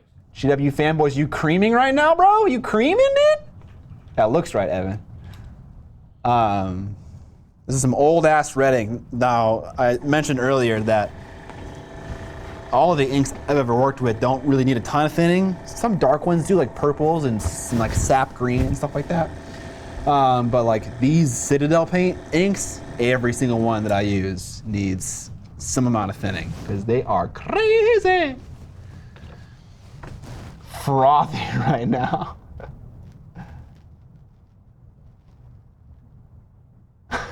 The Craigasm. Don't do this. How old is that pot? It's very old. It's classic. And we know classic things are good, like Hellraiser. Tree Hug 7 resubscribing Thank with you. Prime, third month in a row. Hold on, Rufus Kit. Do you not trust in the GW ink? Are you concerned? You should spill it. For the memes. You should try Bayal Red Contrast paint. Rufus says he's worried. I'm worried. That's fair. Having used these inks, I have some confidence. Huskar 94. Thank you for the sub. We have another Hellraiser lunatic in the chat, and it's the same man who's making me paint red with green. I'm just kidding. I get the red and Oh green. man, thing. maybe this is him torturing you. Oh What yeah. if this is just a long con? This is just Hellraiser. Pain makes me feel pleasure. Something like that. All right. I like to watch YouTubers struggle with painting. Oh, so wonderful. What the fuck?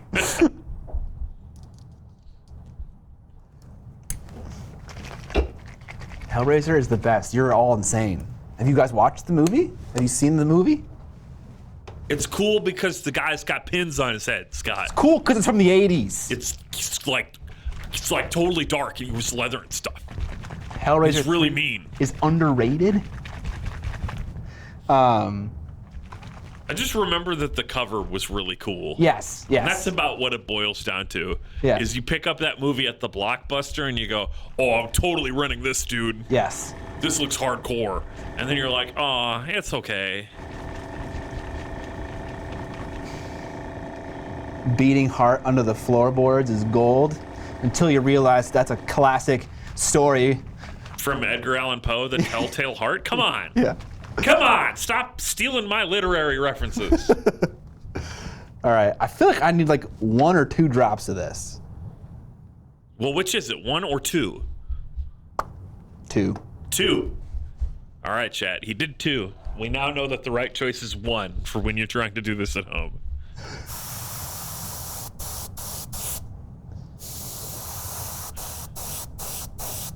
Okay, that has coverage like ass. I'm sitting over here saying, you gotta thin this stuff. You just gotta. You gotta. And then it just looks like trash. You gotta thin it down. Thin it down.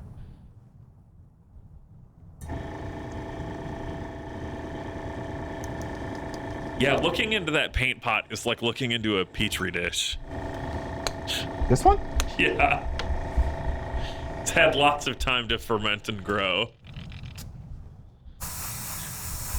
The Crimson Chaperling. Yes, you made it in time for the boners. Let's do a bit more.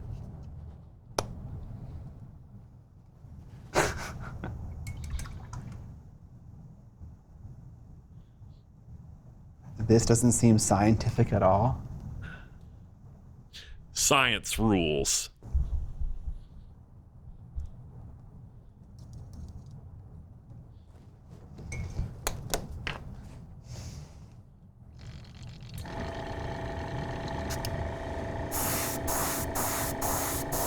Hey, how late are we streaming today? I don't know. Okay. We'll do this one and then probably call it done. Okay. I just kind of realized that it's like, oh, it's already 4.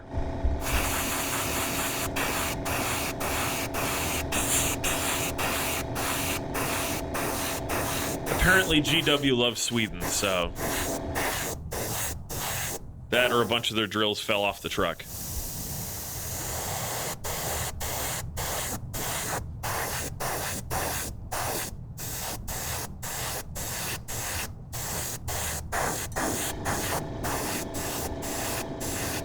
Scott forgot to put back on his mask. What? I said you forgot to put back on your mask. Oh, yeah. My bad. I might be doing this for a smidge just to get the right amount of red.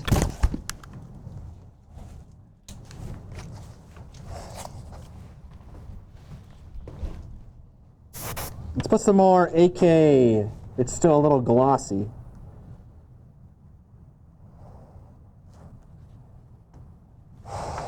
Rufus Kit says, it actually looks like it's going well. Oh, Rufus, there's still time for it to go wrong. There's plenty of time, yeah. As long as he keeps putting it on light, he can stop before he overdoes it, theoretically.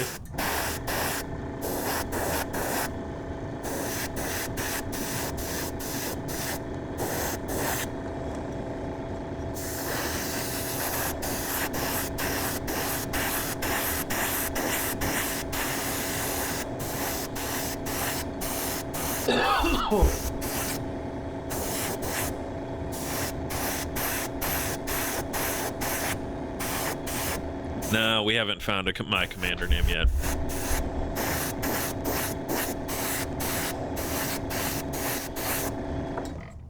The other thing you can like kind of modulate is like how much, like you don't need to spray the red ink evenly. You could spray it more intensely on like the white part, and that would turn more of a saturated red, whereas the shadow would turn into more of a like a desaturated kind of green red. So worth thinking about. I kind of found myself doing that naturally.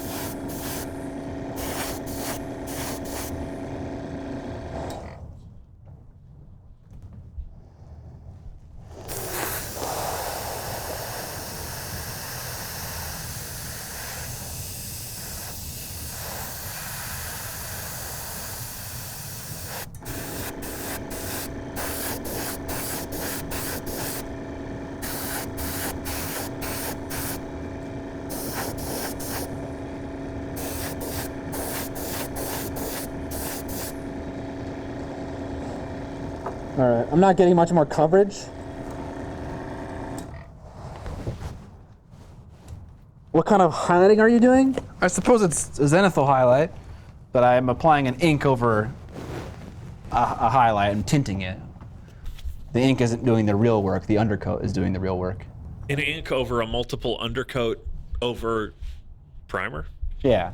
Here's what I'll say. I mean, obviously, this probably created the best looking red result that we got, but it also very easily took the longest because we were nurturing that blend with the airbrush, which, like, again, you can paint this way if you want to, but I just think I think there must be a faster way to do this to get like 85% of the result and take like half as much time.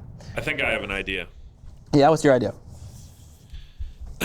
You kind of split the baby between this and the slap chop method, which is to say, here's what you do. I like the green undercoat and build up to the yellow highlight thing. I'm assuming that there is a contrast paint that is a thinner green in that same realm. And so you slap on that green shade that gets you some dark greens and some desaturated, maybe even yellowy greens, and then you throw the red on over that, as opposed to trying to nurture those underlying layers with the airbrush. And you just go from contrast to airbrush. So you're saying what kind of undercoat? So you undercoat with the contrast. That's this yellowy green color, and I don't know what contrast that would be. Chat, help me out. And then you basically zenithal red. Prime, black prime, white zenithal, contrast paint? Yes. Okay. Black, white, a green contrast. This yellow green color, and then Militarum green, maybe. something like that. Somewhere in that space, you want something that's not super saturated because you want the highlights to be thin, and you want the sunken parts to be nice and dark. And then you airbrush the red on top of that, highlighting from the top. It gets you the same result, but it takes down the amount of steps to get you that green. Oh my God.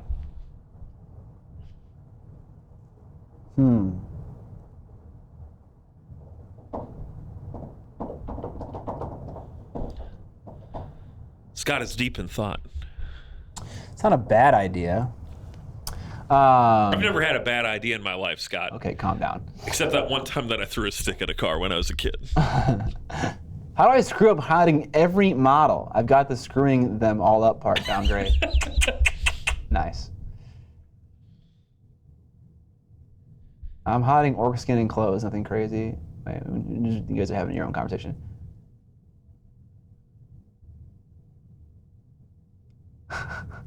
You could always just airbrush everything with contrast paints if you have Squidmart money. I don't even know what that means exactly.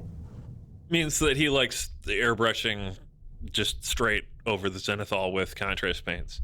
And you need a lot of money to do it because contrast paint costs, like $8-9 a pot now? Yeah. Okay, I get it. Thank you for the explanation. In other news, Scott's facial hair is looking good. Well, at least someone's saying it. Okay. We got 5 experiments, chat, in various stages of doneness. How do you feel about these experiments? I remain unconvinced. Honestly, I think the one that has the most promise is the one where I did a blue undercoat with a crazy bright highlight and then airbrush chimera over top of it. I'm looking at it right now, and I'm the happiest with that one the most. Put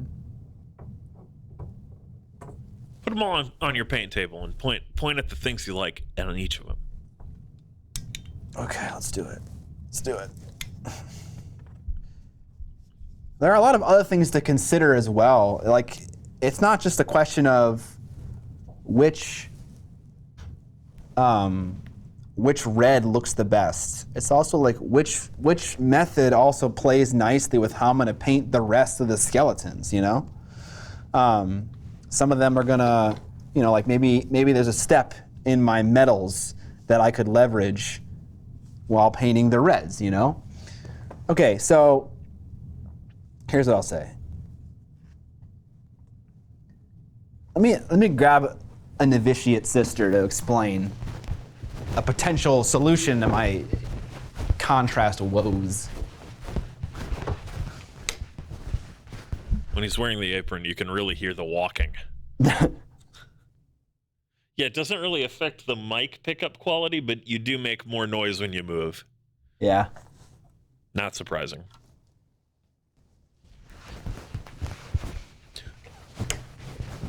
Okay, this is a non-painting related question, but let's cover it. Untamed Geek says, Miniac random question. Can you smell your nose ring?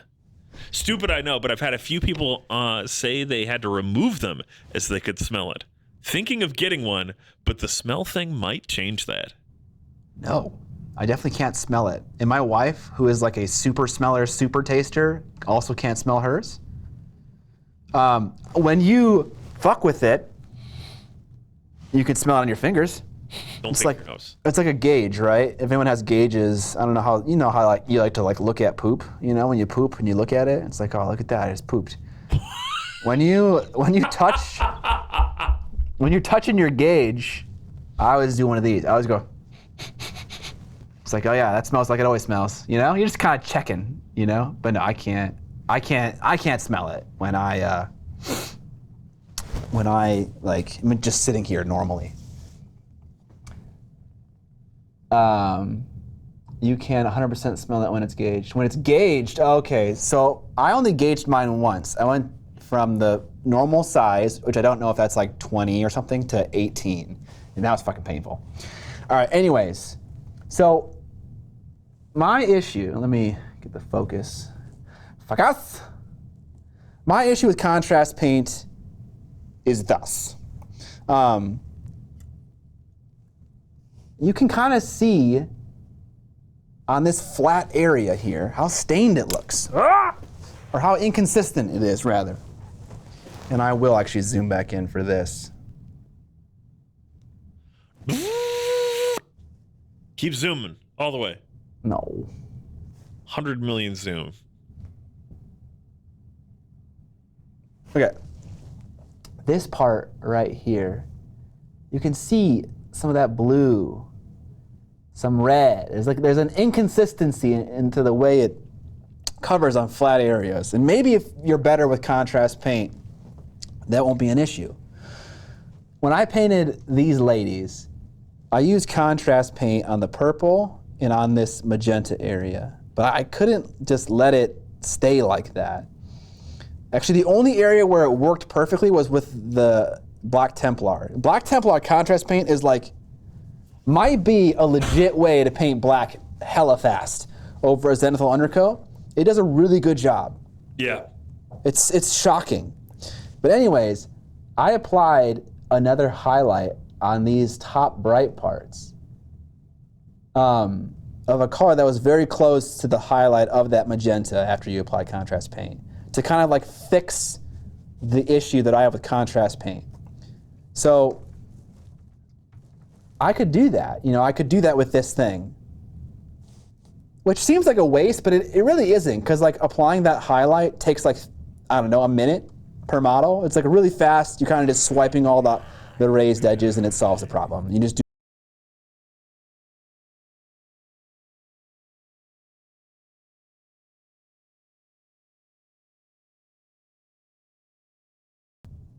like Blood Angel, and it wasn't enough. The effect evaporated. So you need to, if you want to do a transparent thing, you really gotta fucking just like go for the gusto with the contrast. You need whites, you need blacks, you know, you need, or something close to those if you want it to show up at the end. Black Templar is amazing with blacks. It is. I agree. Scream dead? We were down for about 10 seconds. Fuck! Don't know what happened. Might have been on Twitch's end. Why though? We got raided. Hey! And as we got raided, the stream went down for like 10 seconds. No! Mohand Art, thanks for the raid of 14 people. Mohand Art. You killed Twitch. You killed us. This test, which was starting with Chimera, doing a white highlight and then applying red ink like a fucking idiot was terrible. This was not a good idea. You should start darker, highlight brighter, and then airbrush in between if you wanted to do a thing like this. The red's popping though. This thing, the green, again, it was 3 layers of airbrushing and then a ink, and we're not even done with the red yet, you know? We gotta wash it, maybe apply another highlight. You know, that's a lot of work for 20 skellies and possibly more in the future, you know? I think there's gotta be a faster way. And then this, I don't know. There's something about that I think there's value here. This was the dark blue, yellow highlight with a brush, red with an airbrush, you know? That was faster because there's less faffing about with the airbrush, you know? You prime and you apply your red. That's the only thing you're doing with the airbrush. You got to be careful about this. Obviously, you don't want to paint down into where it's going to be like a shadow because it's going to show up like a sore thumb. That was my bad. I shouldn't have painted that yellow highlight all the way down there. And I think I obliterated a lot of that yellow right in here. I definitely think that if you were more careful with the red on that one, the way you were on that most recent one you did, yeah, then this would be the clear standout winner. I think so. So now the question is how do you integrate this idea into painting the rest of the model? It's like, at what point do I paint the metals? Do I do it now? Obviously, I should do it now after the red airbrushing. Right, but so what other elements do you have? You've got the skeleton pieces. You've got the shaft of the spear, which is like a leather or wood or whatever. I can't actually tell. You've got the metallics. That's it? That's it. The one nice thing about doing the Zenithal undercoat is that you're at a place with the bone where you're pretty much just done. And like it isn't as much of an issue on like these guys that have helmets. Because even if this was like dark blue, I could just slap a little cream color on their cheeks and their teeth and they call it done. But on Baldy over here, he's got more of an exposed skull. So like this would take a longer time to paint. And if I had done this zenithally, I would be at a place with this skull where I could just be done very quickly. Yeah.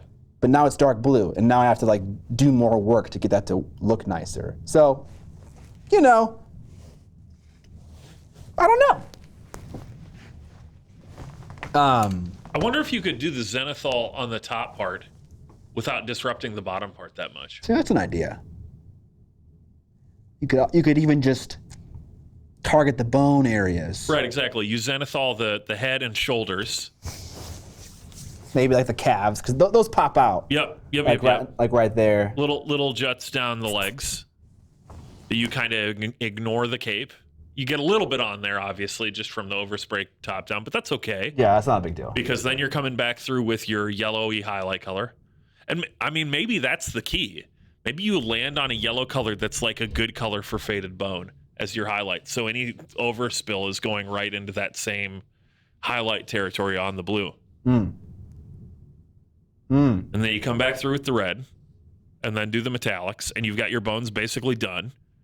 You might hit them with a wash or your whatever detail passes you want to do, but they've already got their basics done. That's the other question. Does this need a wash? And if so, would I paint the metallics and then wash everything like I did on those first 2 tests? I don't know. I'm never really sold on washes on big capes and stuff. Yeah. Most of the time I feel like I've just made a huge mistake. One of my catchphrases at paint night is time to ruin it with a wash, because that's how I feel about it. Also, Hoptics. Yeah, Hoptics. Subscribing with Prime. We appreciate the Prime subs. Yeah, time to ruin this mini with a wash is a thing that has been said many times, and that comes from every time I've put a wash on something that has like a cape or whatever. I'm like, I wish I didn't put any of this on the cape. Maybe paint the skull, use some Black Templar and a bit of a highlight. Do you mean like base coat the skull and then wash it in Black Templar or something? I mean, that's a fine idea. I think it's more work than I wanted. I don't know, you know, I had this realization. I'm trying to figure out a way to hack like this process, right? And that involves base coating the metallics, which I feel like is a major time sink.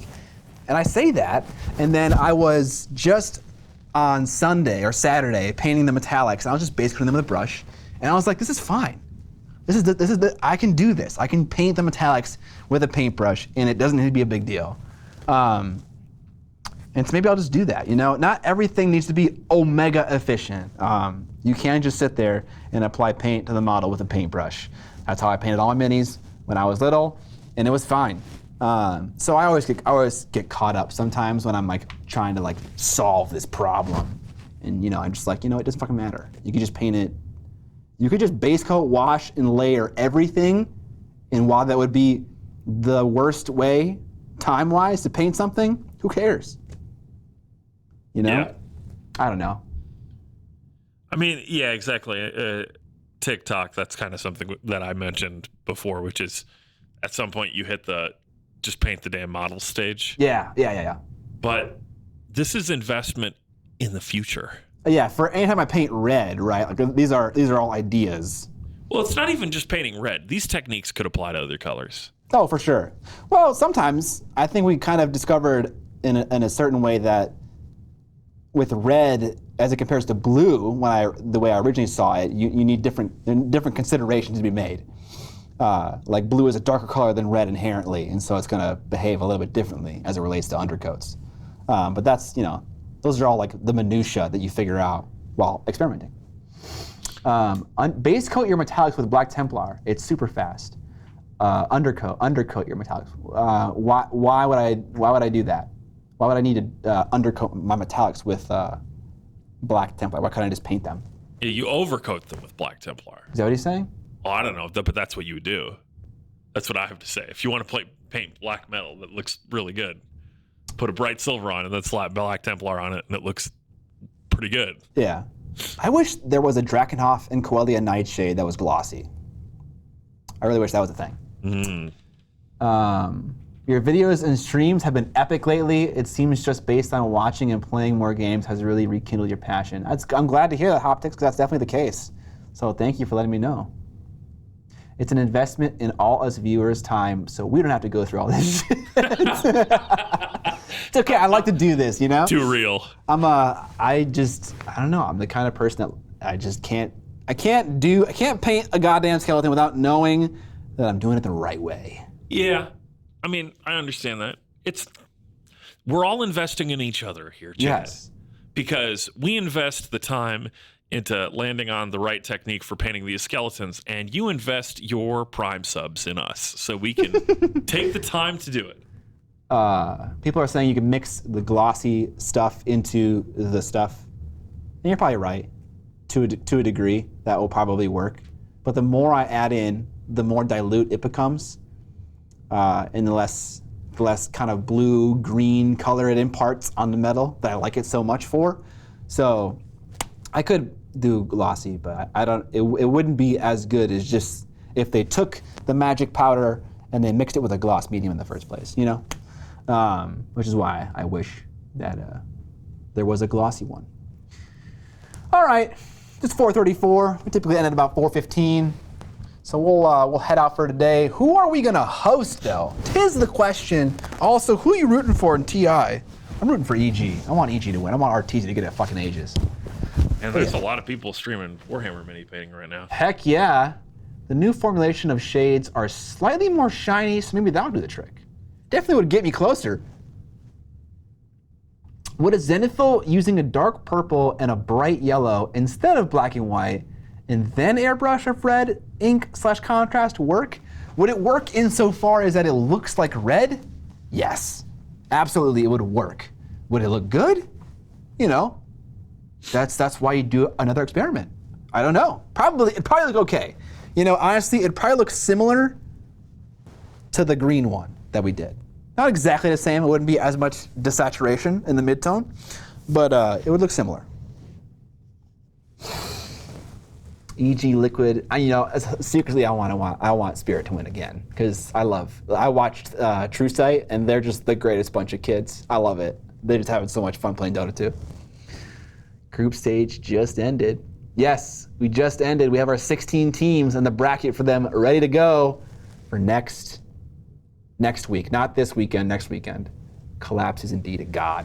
All right, we have someone who's going to be the recipient of our viewers. I mean, we've got options. The question is, who's it going to be?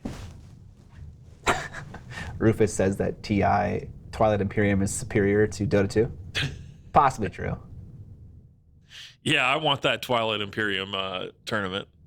It'll take about as long as the international. It just will actually be constant gameplay. Yeah, it's true. There's so much downtime in competitive Dota. It's disgusting. I almost never watch it live. I almost always watch a VOD of it because, my God, it's just, there's so much in between. Jimmy the Brush. You know, we haven't hosted Jimmy the Brush in a long time. So let's do Jimmy. All right.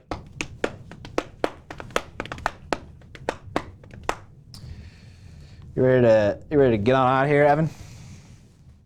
Host Grubby? Oh my God, I would love to host Grubby. Fucking Grubby 4K, baby. Shout out to Warcraft 3. The problem with me getting out of here is I have to go home and paint my own minis. You have to go home and do Suffer. this same process. Suffer. No, I've already done my experimentation. Now it's just suffer through the miniatures that aren't cooperating with me. Okay. And hope beyond hopes that after these 8, I won't have to deal with it again. Okay.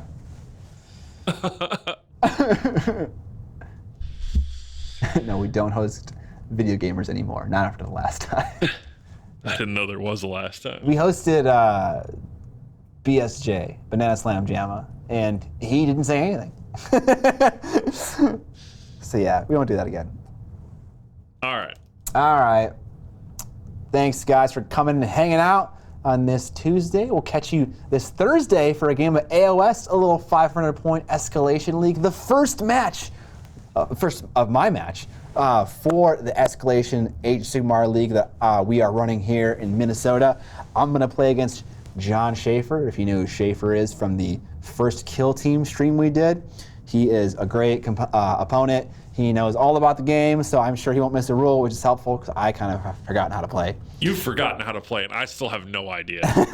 I mean, I think I know generally how it works. Vince has described some things to me, like how spells work and stuff, and I'm like, that's very helpful, but I'm also at the point where I'm like, yeah, but how do I actually play the game? Yeah. What's the strategy? So Thursday will be very helpful for nobos like me. Yes, absolutely. But yeah, guys, we'll catch you on Thursday for a game, next Tuesday for another stream.